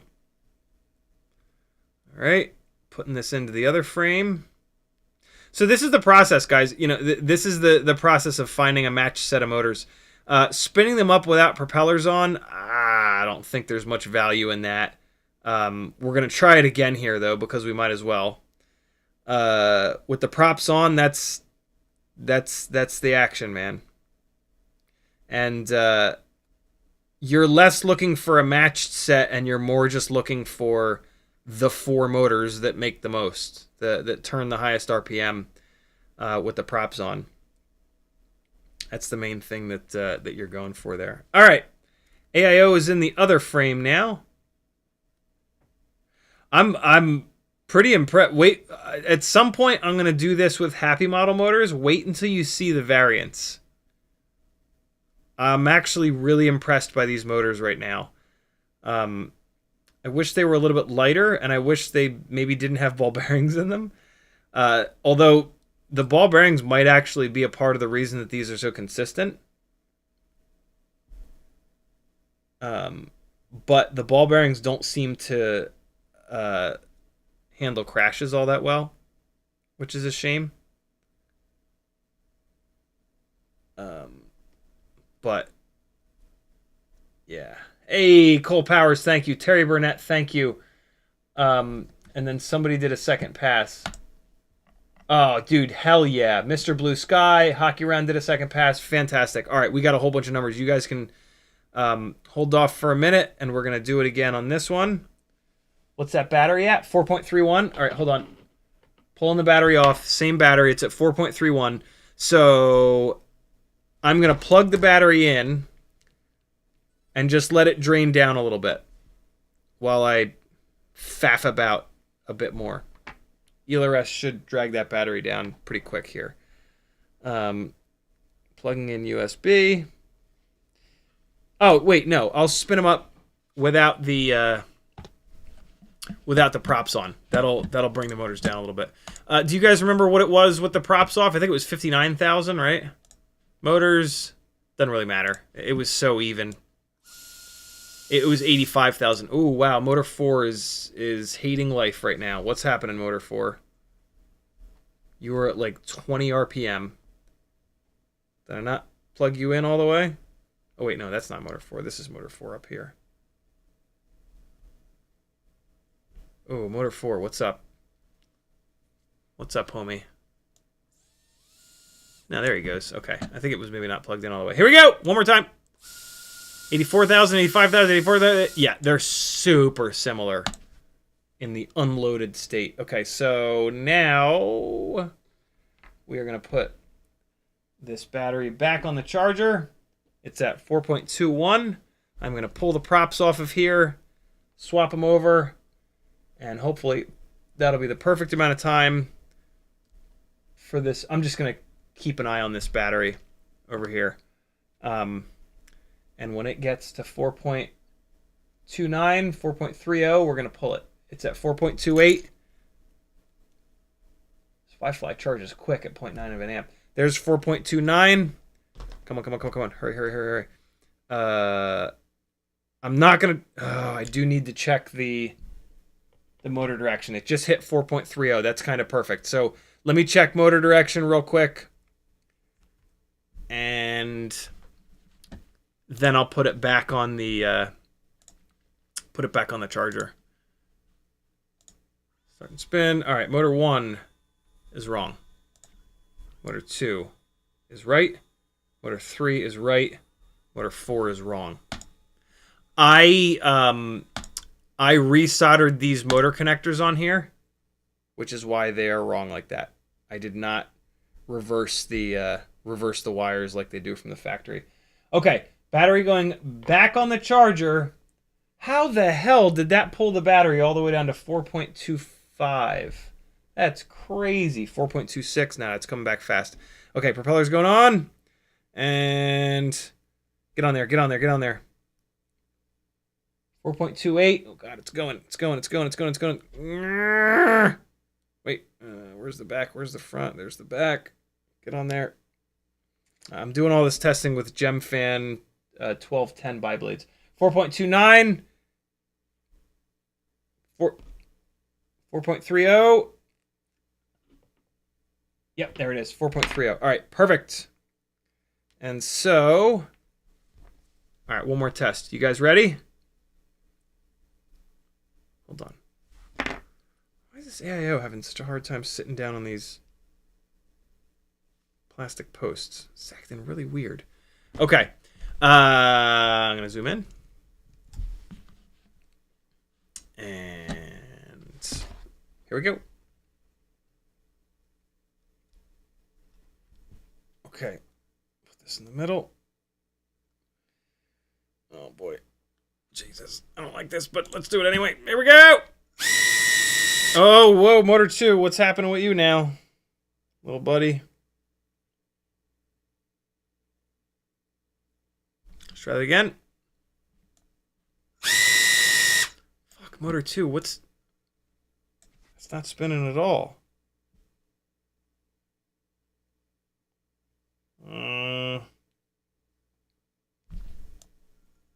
Oh, it's just twitching. Oh, there it goes, though. Okay. Oh, God. Teddy, look out, buddy. Here we go. Wow, motors 2 and 3 are really low, I believe. All right, so hook a brother up. I feel like that other... I feel like the motors on the other rig are the way to go, but motors 2 and 3 were obviously low, so those can go to hell. I wonder about motors 1 and 4. I didn't really see. This test is hard. This is tough because like the battery is kind of discharging down. Yeah, the battery is all the way down to 4.19. I'm more interested in the first test because that's when the battery was a little bit more fresh. So yeah. Yeah.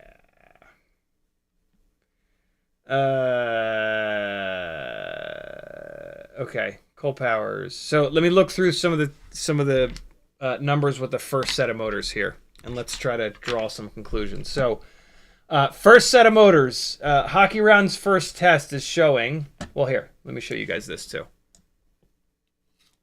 and this helps because now I can actually see. All right. So 56.5, 59.5, 56.5, 56.1. So motors 1, 2, and 3 on this test are the strongest. And then we've got Mr. Blue Sky. Oh, that's hard to read. Oh, okay. So there's the props off test. Here's the props on test. 20. Okay, so this is now the second hit that I gave it. 20,009. 20,005, 20,002, and 20,007. Well, that's annoying. Motor 3 is weak. Oh, but look, that's with the motor sliders down. Okay, so that doesn't help us. That's okay. Here we go. This is what we want to see. Second pass. Here we go. 56.1, 56,001. 58,004, 56,001, 50... Why are these numbers all the same? That's not great. And then Troy Prelog, what do you got? 55.5, 52 something, 52.0, 52.6. Oh man, motor 4 is really strong here.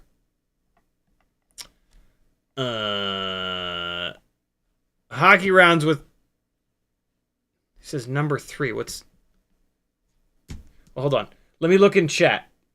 I got sunburned, Adam C.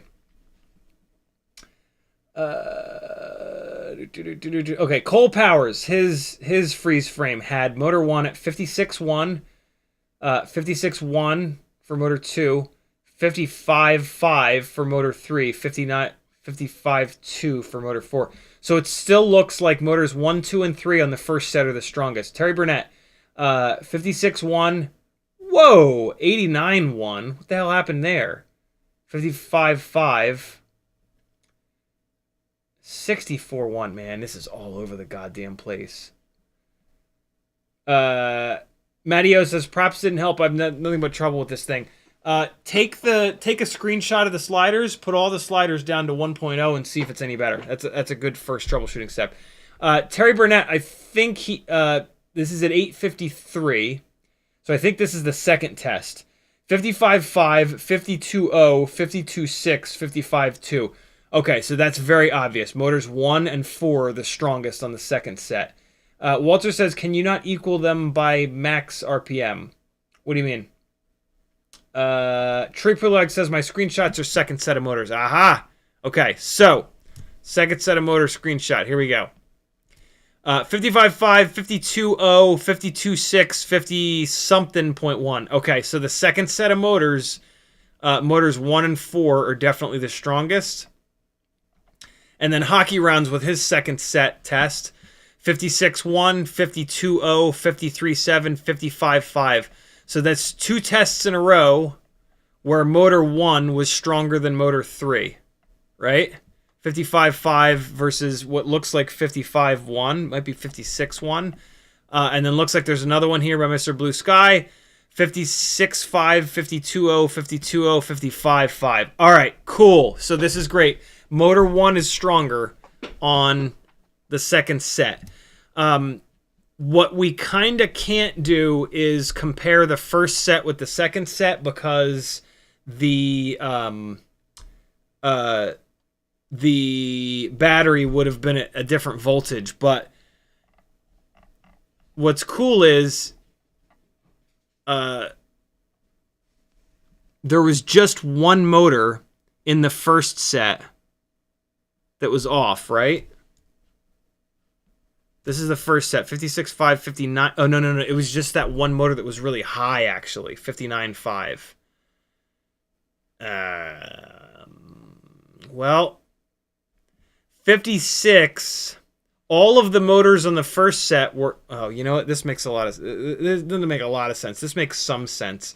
The first set of motors that I tested are all fresh. They're all brand new. That's kind of interesting.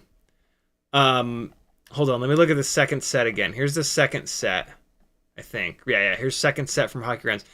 So motors 1 and 4 are all I really care about, and they're at 56.1, 55.5, and then 56.5 and 55.5. Oh, we do have a voltage. We have a voltage reading here. Oh, shit. 4.22 volts. 4.22 volts. Okay. What about the first set? We can't quite... Well, we can see it, but it says 0.02 volts. I'm sure that's not real. What? Why is the voltage at 0.2 on those first set of tests? Well, first set of motors wins. There's that one motor that's cranked way up. If 2 of the motors in the second test are trash, right? Like, those are low. And this is good kind of testing, regardless, because you can find a motor that's drastically lower, right? Like, this test is less about, to me, this test is less about finding the really high motors than it is about finding the really low motors. And on this second set, 2 of these motors are significantly lower, right? So we just don't run those. Those are the motors that are like extra backup spares, right? 52,000, 52,000, 55,000, 56,000. So motors 2 and 3 on the second test, I'm actually going to trash, I think. So that's these 2. So yeah. Motors 2 and 3. I have 8 of these motors. I'm only going to build 1 rig with these motors. So what I'm actually going to do, I think, is take the bells off of motors 2 and 3 and throw the stators away. Because the stator is much more likely to have to do with...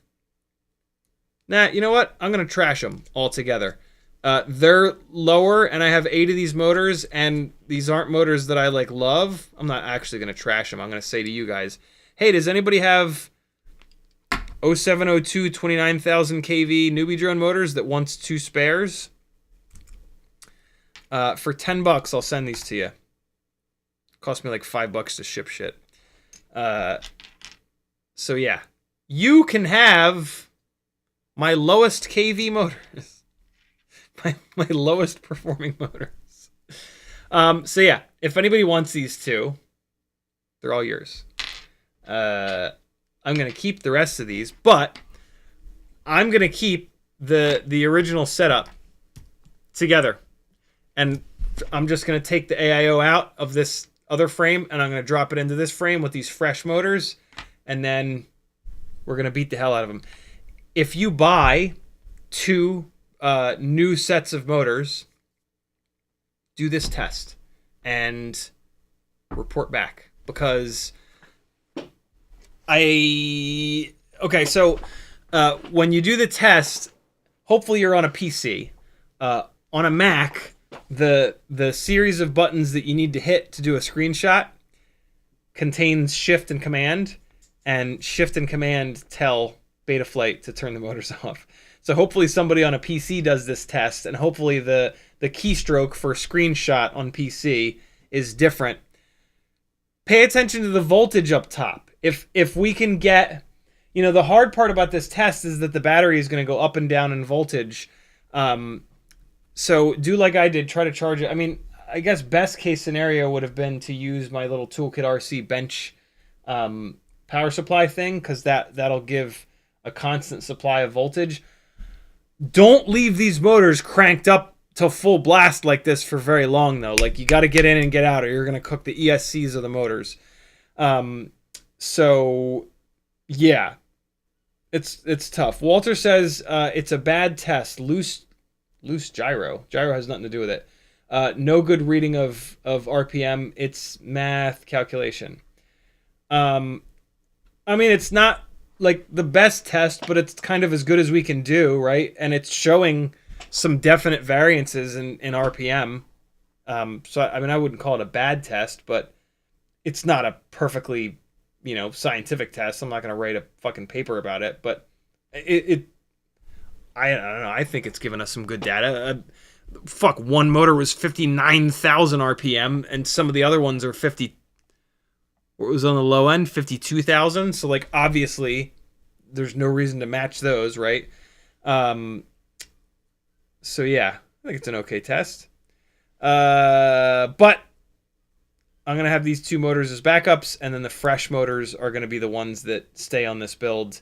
And at some point, I will do this test again, but with 8 absolutely brand new motors.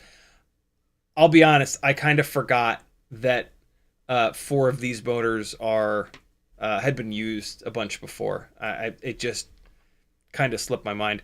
Although, I don't know, I also didn't think that would make a real difference, because the motor shafts getting bent shouldn't really decrease the max RPM. Although maybe. I mean, with a motor vibrating, there's going to be more friction. And so, yeah, that would lower the absolute maximum RPM. So yeah, that's interesting. But when we spin motors up in the motors tab, the gyro is not active. So the gyro has nothing to do with it. Yeah. Huh. Interesting results. What do you guys think? Anybody have any opinions? Any last second questions? It's 9:04, friends. Go watch some bot grinder. Go, go, go, go, go. I'm now in his time slot. You don't have to tell him I sent you. You can if you want. That's all I got for you tonight. Wait, hold on. Let me get caught up on the rest. We're good. We're good. Thanks for hanging, friends. Maggie gets home in a little bit, and I'm very excited. She's been gone for 3 days. And I am looking forward to giving her the biggest goddamn hug that I can. Be good, my friends. I'll see you this Sunday at 3 o'clock Eastern Time. My name is Aaron Ciotti. Everybody calls me Ciotti. head on over to CiottiFPV.com, click some buttons. It'll help me keep doing this full time. I love you. Be good. Test your motors. For staying to the end, your present is that we're going to do a quick little motor giveaway. Type a period into chat if you want to get in on your chance. Not a motor giveaway. Cockroach 65 V3 frame giveaway. Type a period into chat if you want the chance of winning a newbie drone cockroach V3 frame. And in like 60 seconds, I will hit the participants thing. This is your present for not being a traitor and going over to watch. No, I'm not stoned. I'm just sunburned as fuck. And it just looks absurd. It actually doesn't matter what you type in chat, but period is the easiest thing. Plus, then I can say type period into chat and then... Okay, so these two are my backup motors. You guys will get to see me start on this build. Christ, I could probably finish this build in about 5 minutes. Let's see. I mean, like, the motors are bolted down. Yeah, no, screw it. You guys should, after the giveaway, you should, look, open bot up in a separate window or something. Let's not jilt DJ because I'm going over time. But I'm going to finish this build. I'm not going to do it on the bench cam. I'm just going to sit here and do it. We're going to put a red canopy on here.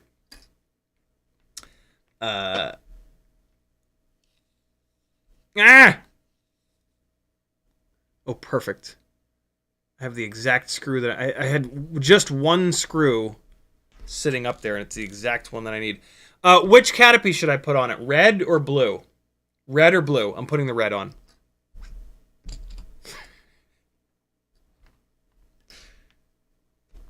It's common courtesy to ask. Participant list.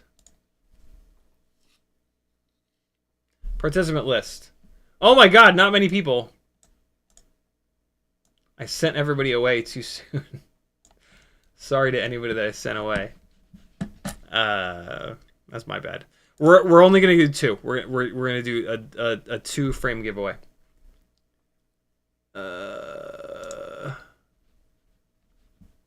Privacy error, perfect. Here we go.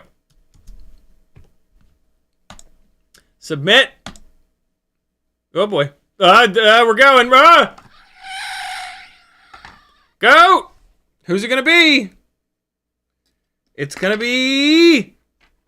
Oh man, it's set on. I didn't change the. I didn't change the speed. It's it's gonna take forever. Oh well. Ah, it's me! I win! That's all I got for you, folks. Bye! Oh, man, what am I going to do with my free frame? Oh, wait. They hooked me up and sent me about 100 of the damn things. Shout out to Newbie Drone for continuing to be just awesome. Oh, here we go. Here's an actual winner. Timmons! Timmons, who already has one of these frames that he's been using to help build the awesome little thing, has won the little camera mount. Has won another one. Congratulations, Timmons. Message me and just remind me, and I'll put you on there. I do need your email address though. So yeah, message me your email address on Instagram and just remind me that you won the thing, and I'll give you one. Here we go. One more person's gonna win. Who's it gonna be?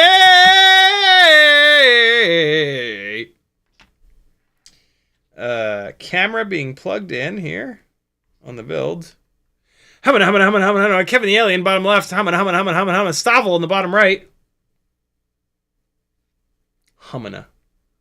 C. Will, congratulations. C. Will, I think you were one of the ones that asked for this giveaway. Good job. I'm going to go to the list. Type C. Will. And then I'm going to type Timmons. We'll do one more. One more for good luck. Congratulations, friends. You've won! Johnny, tell them what they've won. A new car! Off axis! Congratulations, you have won as well. Didn't you win already?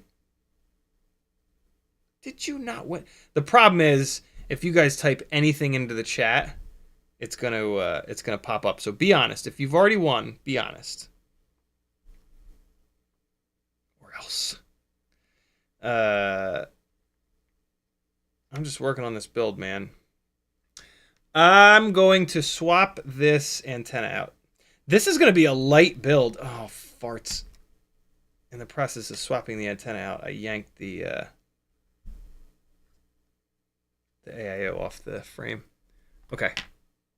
I've already modified one of these antennas. I'm going to just put it right on in there. Wait a second. What? No, this is a 2.4 antenna. We don't want to use that. We absolutely don't want to use that. Let's use this guy right here. Oh, wait, no, here we go. Here we go. Here's another antenna that I've modded. All right.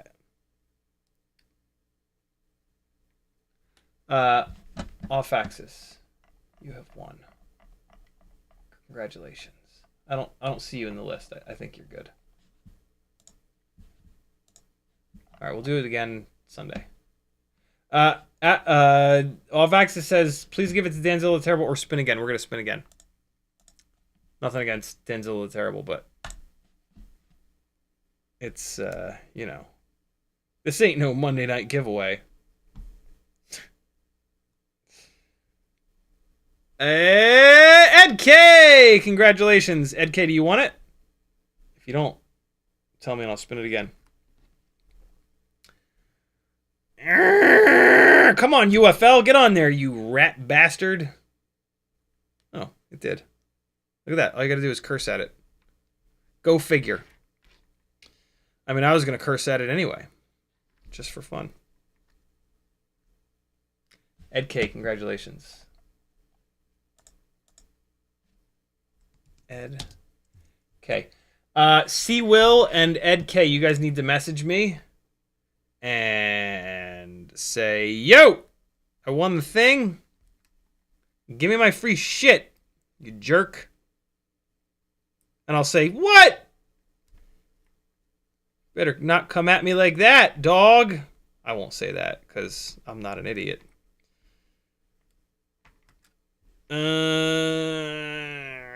This 2.4 antenna looks awful long.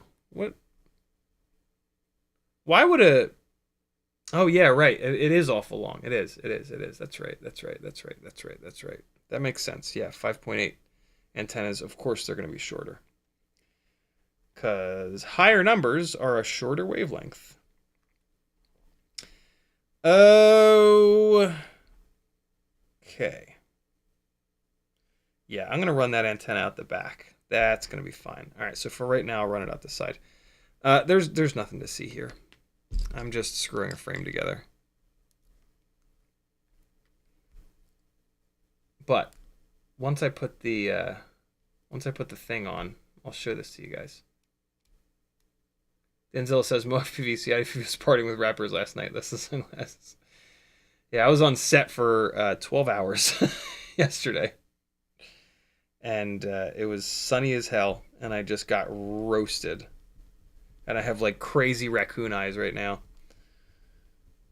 So I turned the camera on, and I was like, oh my God! I look like an idiot. So I just ran upstairs and grabbed sunglasses before the stream. And I don't know. I also love these sunglasses. These are strawberry sprinkle donut sunglasses from Neff. And I like always forget to wear sunglasses, but then when I do wear sunglasses, man, I'll be goddamned if I don't feel like the coolest guy in the room. Mainly because I remembered to wear them. You know? But also because they're pink and have sprinkles. Who's got Rotor Riots? Who's got Rampage sunglasses still? It was so funny. The first Rampage, everybody got a pair of Rotor Riot sunglasses, and like 50% of FPV edits for the next 6 months, someone in there was wearing those sunglasses. It was so funny. They were just everywhere for a while. Like that is proper marketing right there. You know what I mean? Like they just, that's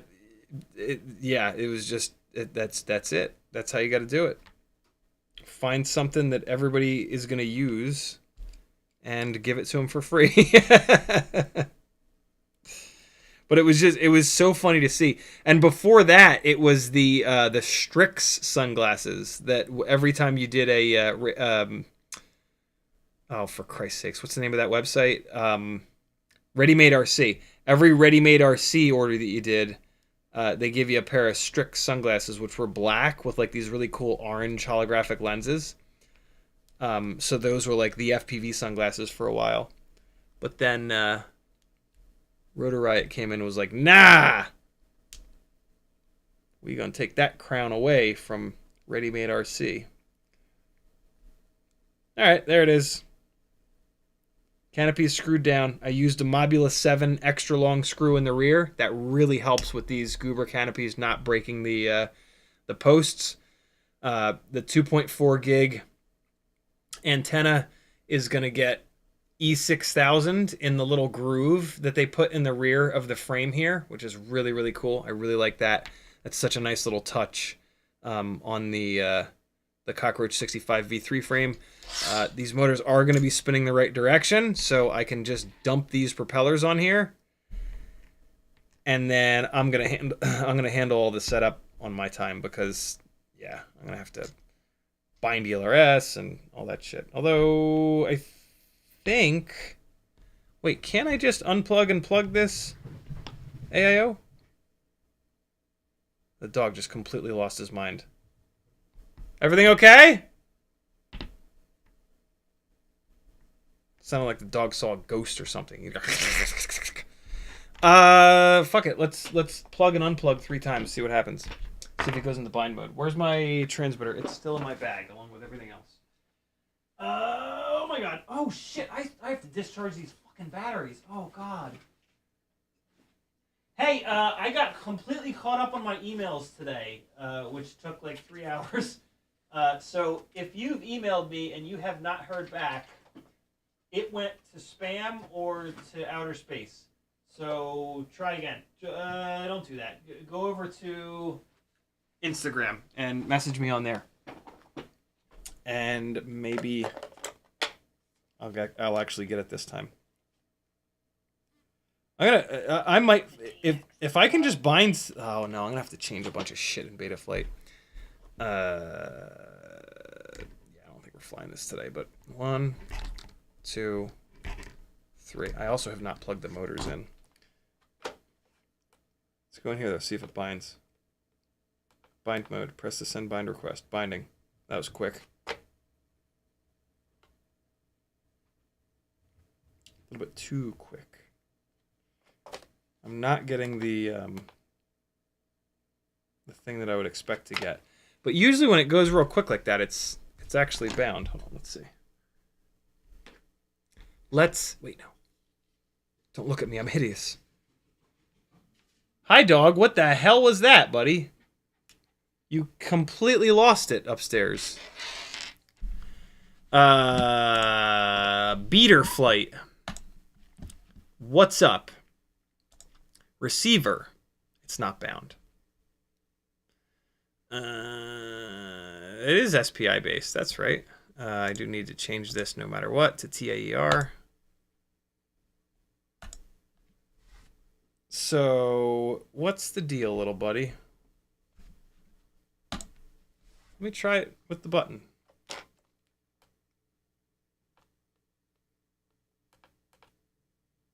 Ho! Ho! Look at that. The way it should be. Oh, look at that delay, though.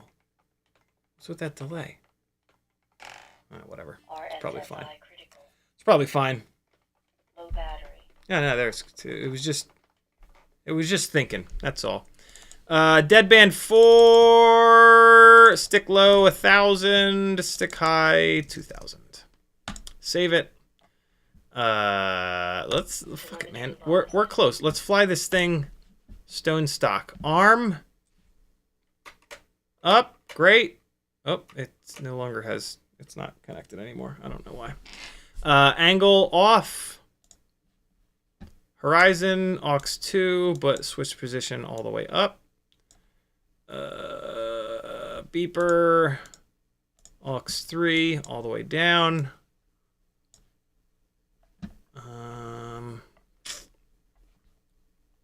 I'm not going to do anything fancy. Flip over after crash. Aux 3 in the middle. And that's really it. Launch control always because fun. Good to go. That should have this be a flying rig.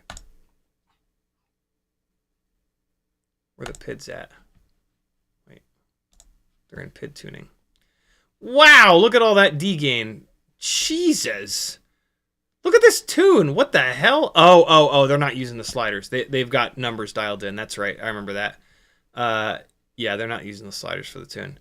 Screw it, man. Let's fly it. Hold on. Let me at least put my rates on it, though. Oh, wow. Look at all that center sensitivity. That's ridiculous. Wow, these are weird rates. Okay. There we go. I'm going to turn on a little bit of throttle expo. I just hate the way these things feel without it. Taking a guess at the midpoint of 0.35. It's probably not right, but we'll give it a shot. Let's see what it does. Maybe it'll fly. Oh, I got to plug the motors in. That would help. The motors are going to be spinning the right direction, though. That's cool. Pretty much, this is pretty much a... No, it is. This is just a Hummingbird V3 with a motor swap. It comes with 802 25,000s, which you should take off and put onto a 75mm rig. Upside says, I have AIOs that say silverware on them, brushed and stuff. I guess, is there an app for that or ideas? You know, I never got into the silverware thing. It's like it's a different firmware. You might be able to flash Betaflight onto those. Yeah, I don't really know anything about silverware, unfortunately. Sorry, dude.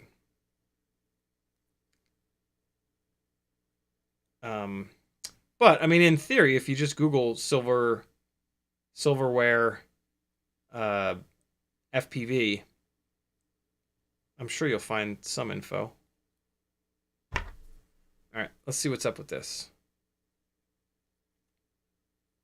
This battery looks a little banged up, but it'll be all right. Hopefully this lead is long enough. Yeah, we're good. Come on, get in there, yo. What the hell? What are you doing? Get... There it goes. Motors are beeping. Wow, the dog knows the dog jumped up when the song played. When the song of our people played. Turn off the HD VRX, and we will unplug and replug the analog one. Oh, shit. There we go. Now it's actually plugged in. Should come up in a second. Or not. Come on. No. No. No. No. What the hell? Where is it? What? What's going on here? Why is it not working? Come on, you jerk. You've always worked. Why not work now? What the shit? Take a look out, buddy. God damn it. Hold on.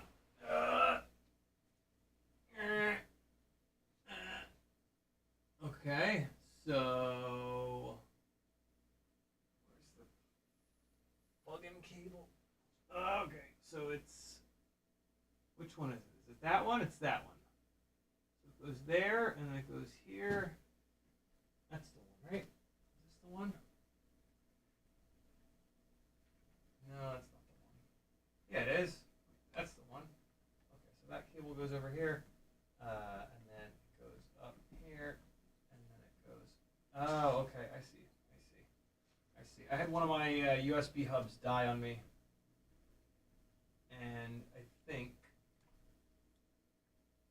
pretty sure it's the USB hub that this is plugged into. Although no, that goes down. Why does that go down like that? Why does that wire go down? Hold on. Oh, fuck. Ah, okay. Because it's looped around there. Oh, shit. I think I just unplugged the hard drive. That's not going well. Oh, boy. Shit.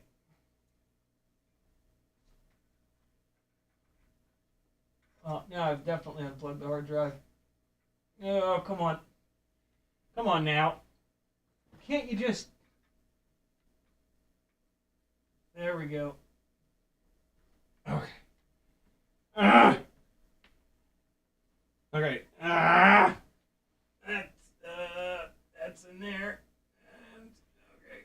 So this guy needs to come through here, and then this is plugged. Yeah, of course it's plugged into the hard drive, the thing that blew up. Okay, so I need to get this out of here, and I need to send this through here, and we'll be good in a second. Maybe this is why I've been having to unplug it. Hopefully. So this goes through here, and now hopefully I've got one more port. I do. Yes. One more port on this not hard drive. Oh God, the quad's still plugged in. Fuck. Oh, it's gonna be on fire. Here, get in there. There we go. Okay. All right. Oh, doggy. Oh God, poor little quad getting all hot with ELRS blasting. Okay. Are we good? What the hell? Hey, no, there it is. Yay! Maybe I won't have to unplug it all the time now. Okay. I need goggles. Let's use these. We'll go old school. All right. We're going old school. Fat Shark HD3. Here we go. Oh, I don't know what channel it's going to be on. Oh, man. It's not on the right channel. Let me get the VTX table going real quick. Just to turn on low power until first arm. Man, this thing was just sitting there blasting.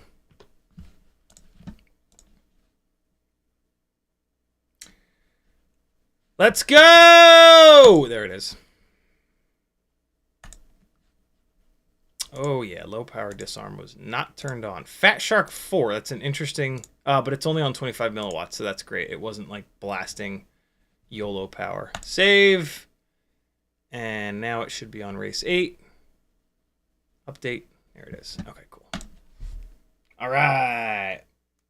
Pretty much stone stock Hummingbird with a set of motors thrown at it. Wonder what this battery will be down to. How low this battery will be. Man, it was sitting there plugged in for a while. All right, buddy. Take it easy. Hopefully I don't blow it up.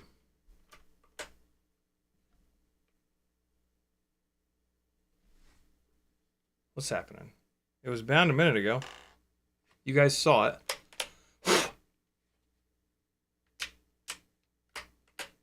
What the hell? Why is it? Stop it, dog! I tried to pick it up and he tried to eat it. I did pick it up and he tried to eat it. What the hell? It was bound. Like, I'm not crazy, right? I mean, remains to be seen, but transmitter's turned on. What the fuck? Now it's not bound. What?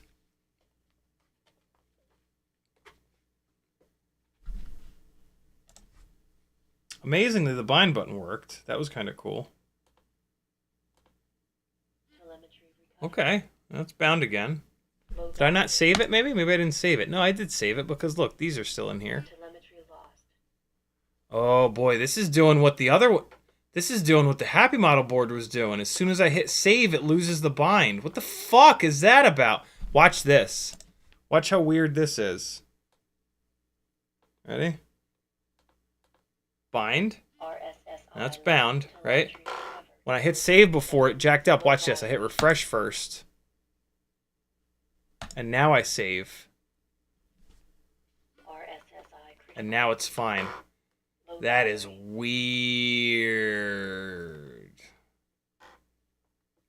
That is super weird. I don't know what that's about. I do not know what that's about. Left, right, forward, back. Okay. And we're fine. Up and down. Yeah, that's strange. Maybe I'm using like an out-of-date version of Betaflight, but I mean, this thing is on an out-of-date version of Betaflight. That's maybe my configurator? I don't know. That's very weird. Maybe it's a little quirk with using that bind button, I guess. Whatever. Let's fly the damn thing. Shut up and fly! Okay. Okay. That's not going well. Who's angry? Props are on, right? What? I mean, okay. So we're gonna go into turtle mode. Yep. Okay. Oh! Haha! I switched the motors. I changed the motor direction for that other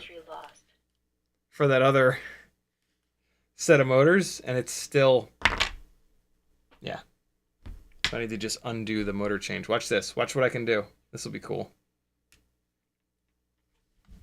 RSSI critical. I just come in here. Low battery. Motors. Motor direction. Understand the risks. Wizard. Start and spin. Stop. And we're good. Because it just had to reset it, and every time you do that, it resets it. I don't have to plug in a battery. That's funny.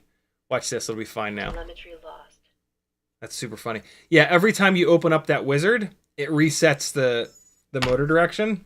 RSSI critical. Telemetry And recovered. so now... Battery. Oh, it thinks it's props in. For Christ's sakes. Really? They're sending it out with it set up for props in? That's silly. I'm not going to take the propellers off. Telemetry recovered. What? Get out of here. Low battery. Yep. All right. Now we're going to be good. Recovered. Low battery. Maybe. Telemetry lost. The full FPV experience, but just like accelerated. Now we'll be all right. Recovered. Low battery. Oh, the doggy is hungry. He a hungry boy.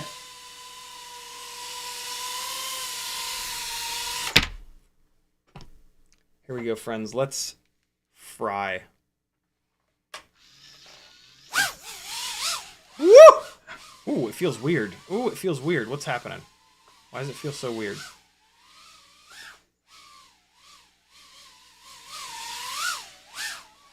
Ooh, you see that big judder? 10, See it? Like, 9, 8,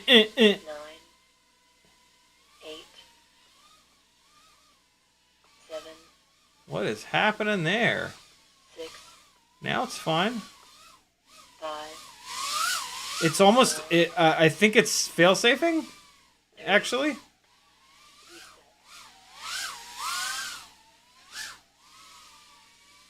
Now it's fine though. Oh no, there it did it again. It's look for that like big notchiness, like it's kind of like that, but in the middle of like a turn, it's just like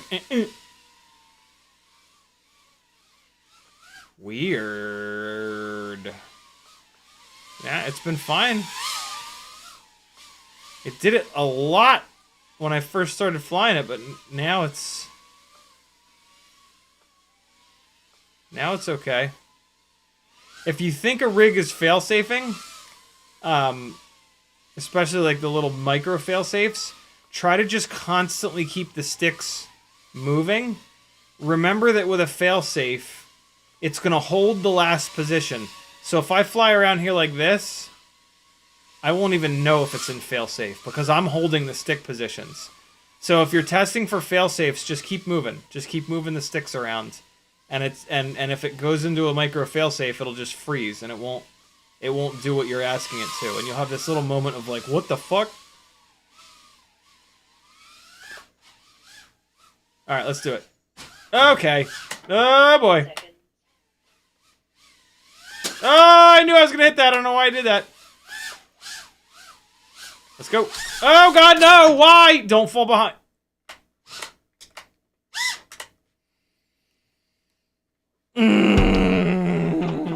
Ooh, Teddy, thank you for tracking it and telling me exactly where it was. That was actually super helpful. No, don't eat it! What are you doing? You can't eat these. It's got the flashing lights all over it. He might like the, he might think the flashing lights are tasty. Is that what's going on here? Teddy Spaghetti? Are you under the impression that flashing lights are tasty?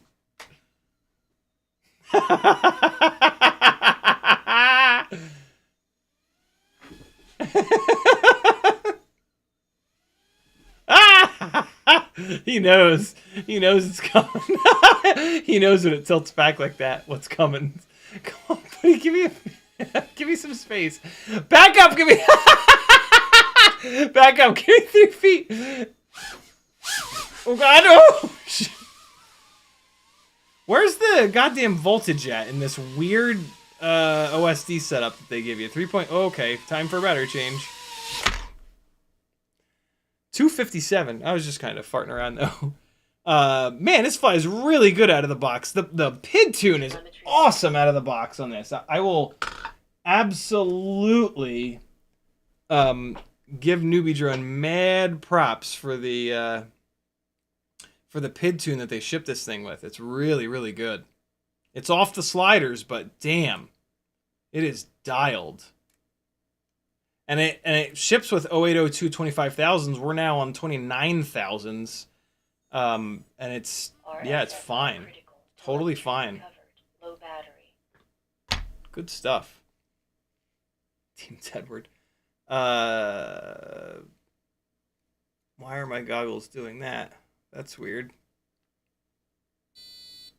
That was strange. Here we go. Oh. Uh-oh. What? That's not usually good. What? I mean, you could see him. You could see him on the front ducts. The motors won't. What the fuck? The motors are just spinning really slow. You can see them in the ducts. They're going like 1 RPM.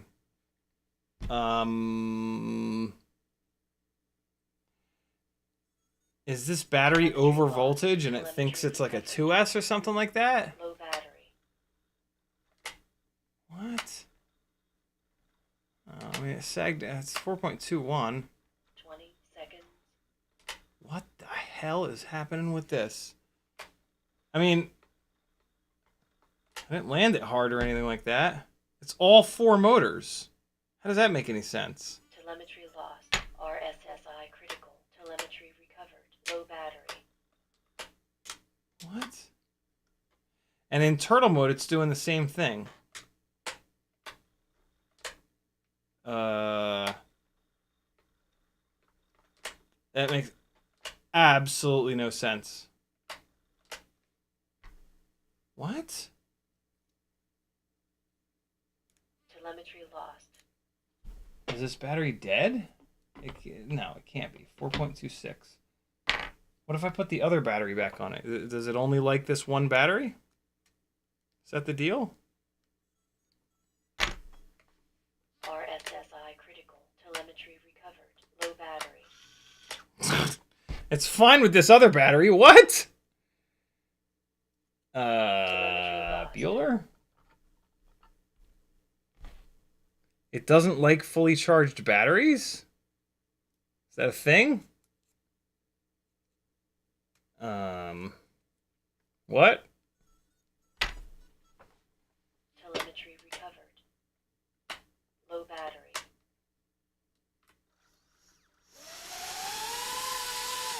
Wow, that was weird, dude. That was weird. Oh! Mr. Big Stuff over here growling and shit.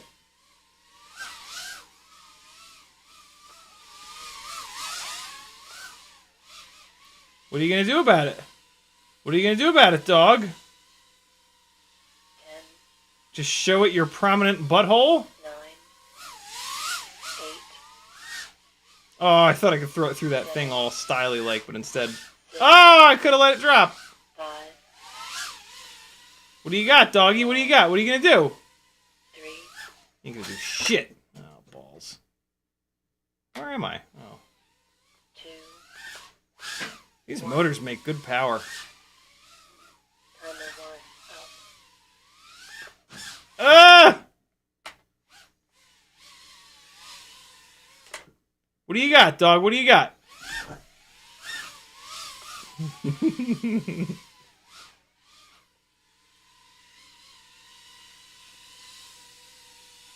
As soon as it's on the ground, he's so tough. Woo, buddy!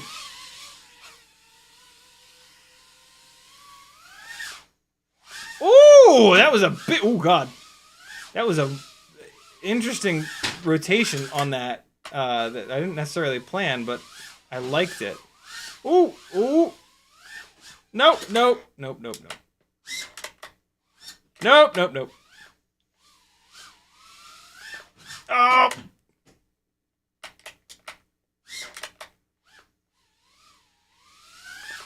Oh, come on now. Ah, why can I not fly? Come on, get out of here. Oh God, why can't I hit anything? I'm gonna blame the, that weird little micro failsafe problem is completely gone.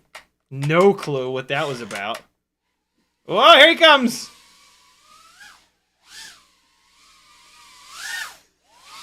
Ooh, shit. Oh, God. Okay. Oh, great. The newbie drone gates ate the newbie drone quad. Oh, he's going for the bite. Oh, he's throwing up. He's throwing up.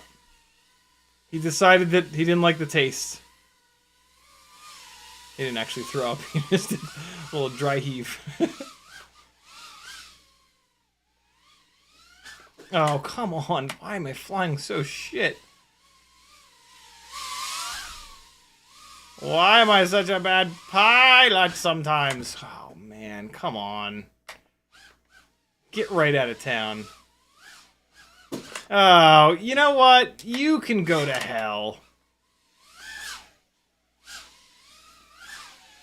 There we go. There's one thing. Okay, just one thing. That's all I get. Hey! Let's see what it does with another fully charged battery. I have a feeling that weird behavior is going to come back. Telemetry lost. Strange, man. What the hell was that? Alright, let's see.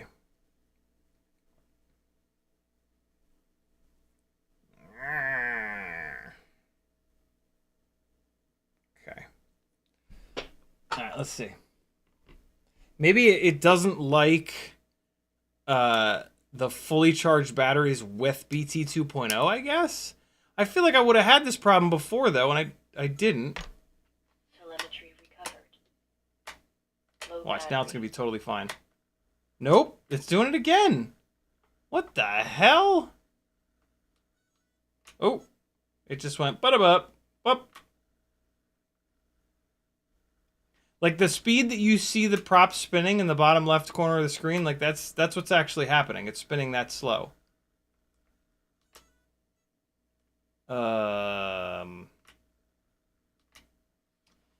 Wow. Yeah. Good Teddy little FAA jacket. Nice. Well. Oh, I bet you they shipped this on 96 kilohertz. Hold on, let's see. When the dog yawns, he yawns like us. He goes, oh. He makes like a little noise when he yawns. It makes me die inside every time. Low battery. All right, hold on, let's see. Let's get this into Blue Jay, see what's up. What's up, Blue Jay? Oh, wait. Get this out of here. ESC-configurator.pui. Receiver is still connected. Yeah.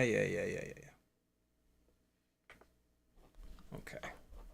Read settings. Let's see what we got here. Now it's on 48. Blue Jay 0.18. 48K.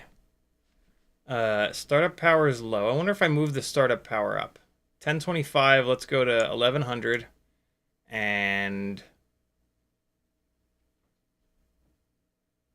we'll max the maximum out. Oh, there's a good chance to change this. Change this. Great. Brake on stop. Awesome. I'll turn off PWM dithering. Maybe that has something to do with it. And we're going to rate the settings. I would blame Blue Jay 0.18. OH10. Let's see if there's an OH10 for Blue Jay 0.16. That's not it. That's not it either. OH10. A, B, C, D, E, F, G, H, I, J, K, L, M, N. OH15. OH5. What the hell? What? There it is. OH10. Oh, no, that's OL10. What? How is that? There's OH5. No OH10. You gotta be shitting me. There it is. There it is. There it is. OH10. 48. I did make a couple of changes. We're going to try it with those changes that I just made. And then we're going to flash it to Blue Jay 0.16. And that's going to fix it. Watch this. What? Watch this.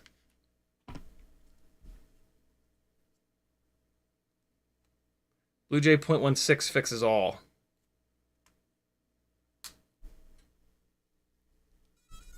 Although this battery might have discharged down enough where it's not doing the weird thing anymore. Let's see. Come on. Come on. Tell me it lost the bind again. Oh, nope, my transmitter's not turned on. Welcome to OPX. Come on, come on, come on, come on, come on. Reset. Still doing it. Low battery. Wow. Wow. Yeah, no, still doing it. Watch this, yo. Oh my god, the newer versions of Blue Jay are a nightmare. Holy hell. How do you make something so much worse? Telemetry recovered. Alright. Plug this battery back in. We're going to connect. And shit, I got to turn the transmitter off again. Alright, transmitter's off. Read settings. Got to remember, it's on normal. Normal. We're going to flash all. Flash local firmware. And in downloads, there it is. OH10, 48K. Do it. Watch this, yo. Oh, sorry, guys. Oh, man. That's crazy. All right. Downgrading Blue Jay in order to fix things. It's becoming old hat around here. I feel like we're doing this once a month. As a reminder, I am on Bot Grinders time. Go watch some bot. Come on. Go, go, go. All right. And now I'm going to, this battery has now been plugged in for long enough where the voltage has dropped down. I'm going to grab a fresh battery to make sure it's not that. Okay, cool. They're all normal rotation. It saved these settings. That's great. I'm going to turn PWM dithering back on and write the settings. Because that obviously didn't fix anything. Okay, cool. Pulling the battery. I kind of want to turn the startup power back down. It was 1025 and 1100. I'm going to write those settings too. Come on. There we go. Watch this, yo.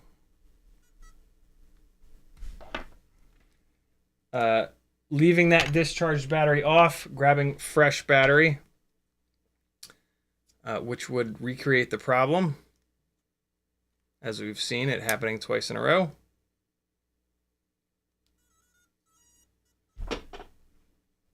Framing up Teddy real nice.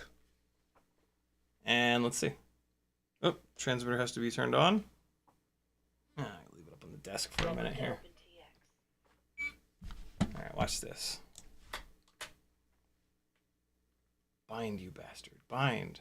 Wait, no, not bind. Connect. Just connect. Oh, no. Battery warning. I know. I know. Here we go. There it is. Oh, no, it's still doing it. Low battery. Very weird. I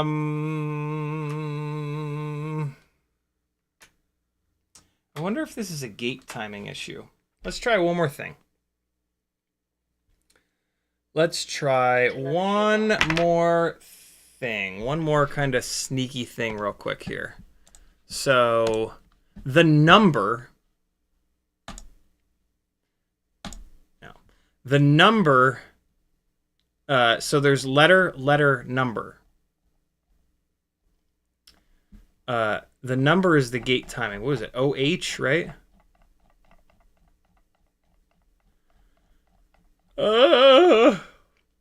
So we're going to try OH20. We're going to double the gate timing. Maybe we'll blow it up. OH2048. We're going to download that one. And we're going to try that out. I'm just going to pull the module. Reset. Oop, wait. OH20. See if this works. I bet you this works. I need power. Okay, so this is the slightly more discharged battery. Good. Okay, read settings. And we're going to flash all ESCs, local firmware, OH20. So we're going to double the gate timing, which is a massive change. We might lose power from this. No changes. No, there's fucking changes. Oh, it's it thinks it's the wrong. There we go. Ignore appropriate settings. Yeah. Okay, so now we can flash normal. OH20. It thinks it's the wrong version of the firmware. So it stops, which is a great safety feature. Hikuran says I've had other AOs do that. Turning off dynamic idle fixed it. Oh, that's interesting. Oh, that's super interesting. So that...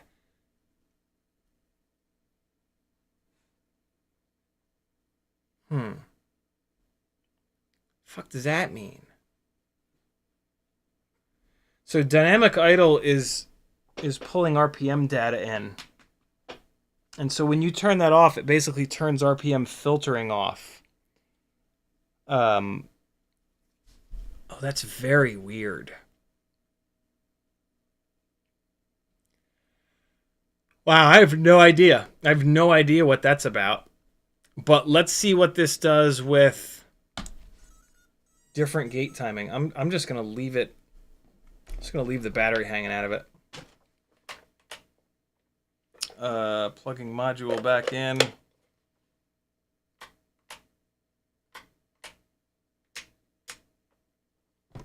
Telemetry recovered. Low battery. Now it's fine. Let me switch batteries. Telemetry lost. Let's see. Telemetry recovered. Low battery. Nope, it's doing it again. Okay, so it's not a gate timing thing. Wow. So turning off RPM filtering. Or wait, no. Telemetry lost. Did you you zeroed out the dynamic idle. That's all right, so let's try that. We can leave RPM filtering on, but we can zero out the dynamic idle, and that'll just turn the dynamic idle off. Telemetry recovered. That's wild. Low battery. Let's see. So we come in here, and then, well, it's already zeroed out, so it's already off.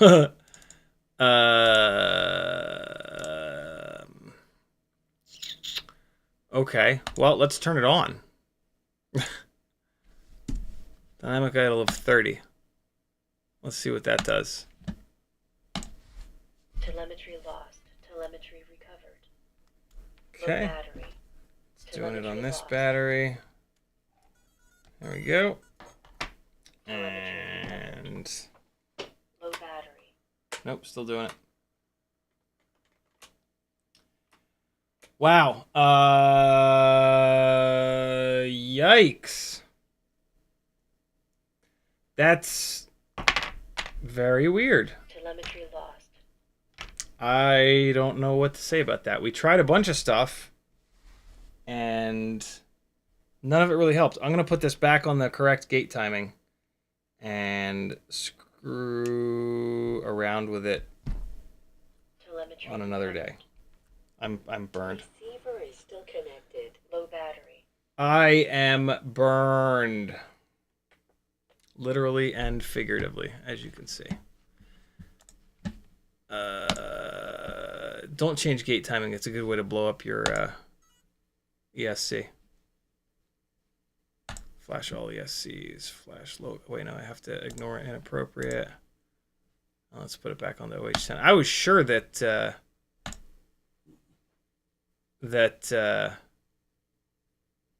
changing to 0.16 was going to help. Weird, man. How can I do this? All right, so if I reach straight down, I can hit it. Oh, wait, I'll turn these off. Oh, I can feel it. Thanks for hanging, friends. My name's Aaron Ciotti. Everybody calls me Ciotti. Head on over to CiottiFPV.com. Click some buttons. Help me keep this show going. I love you. Bye-bye. I'm not really ready.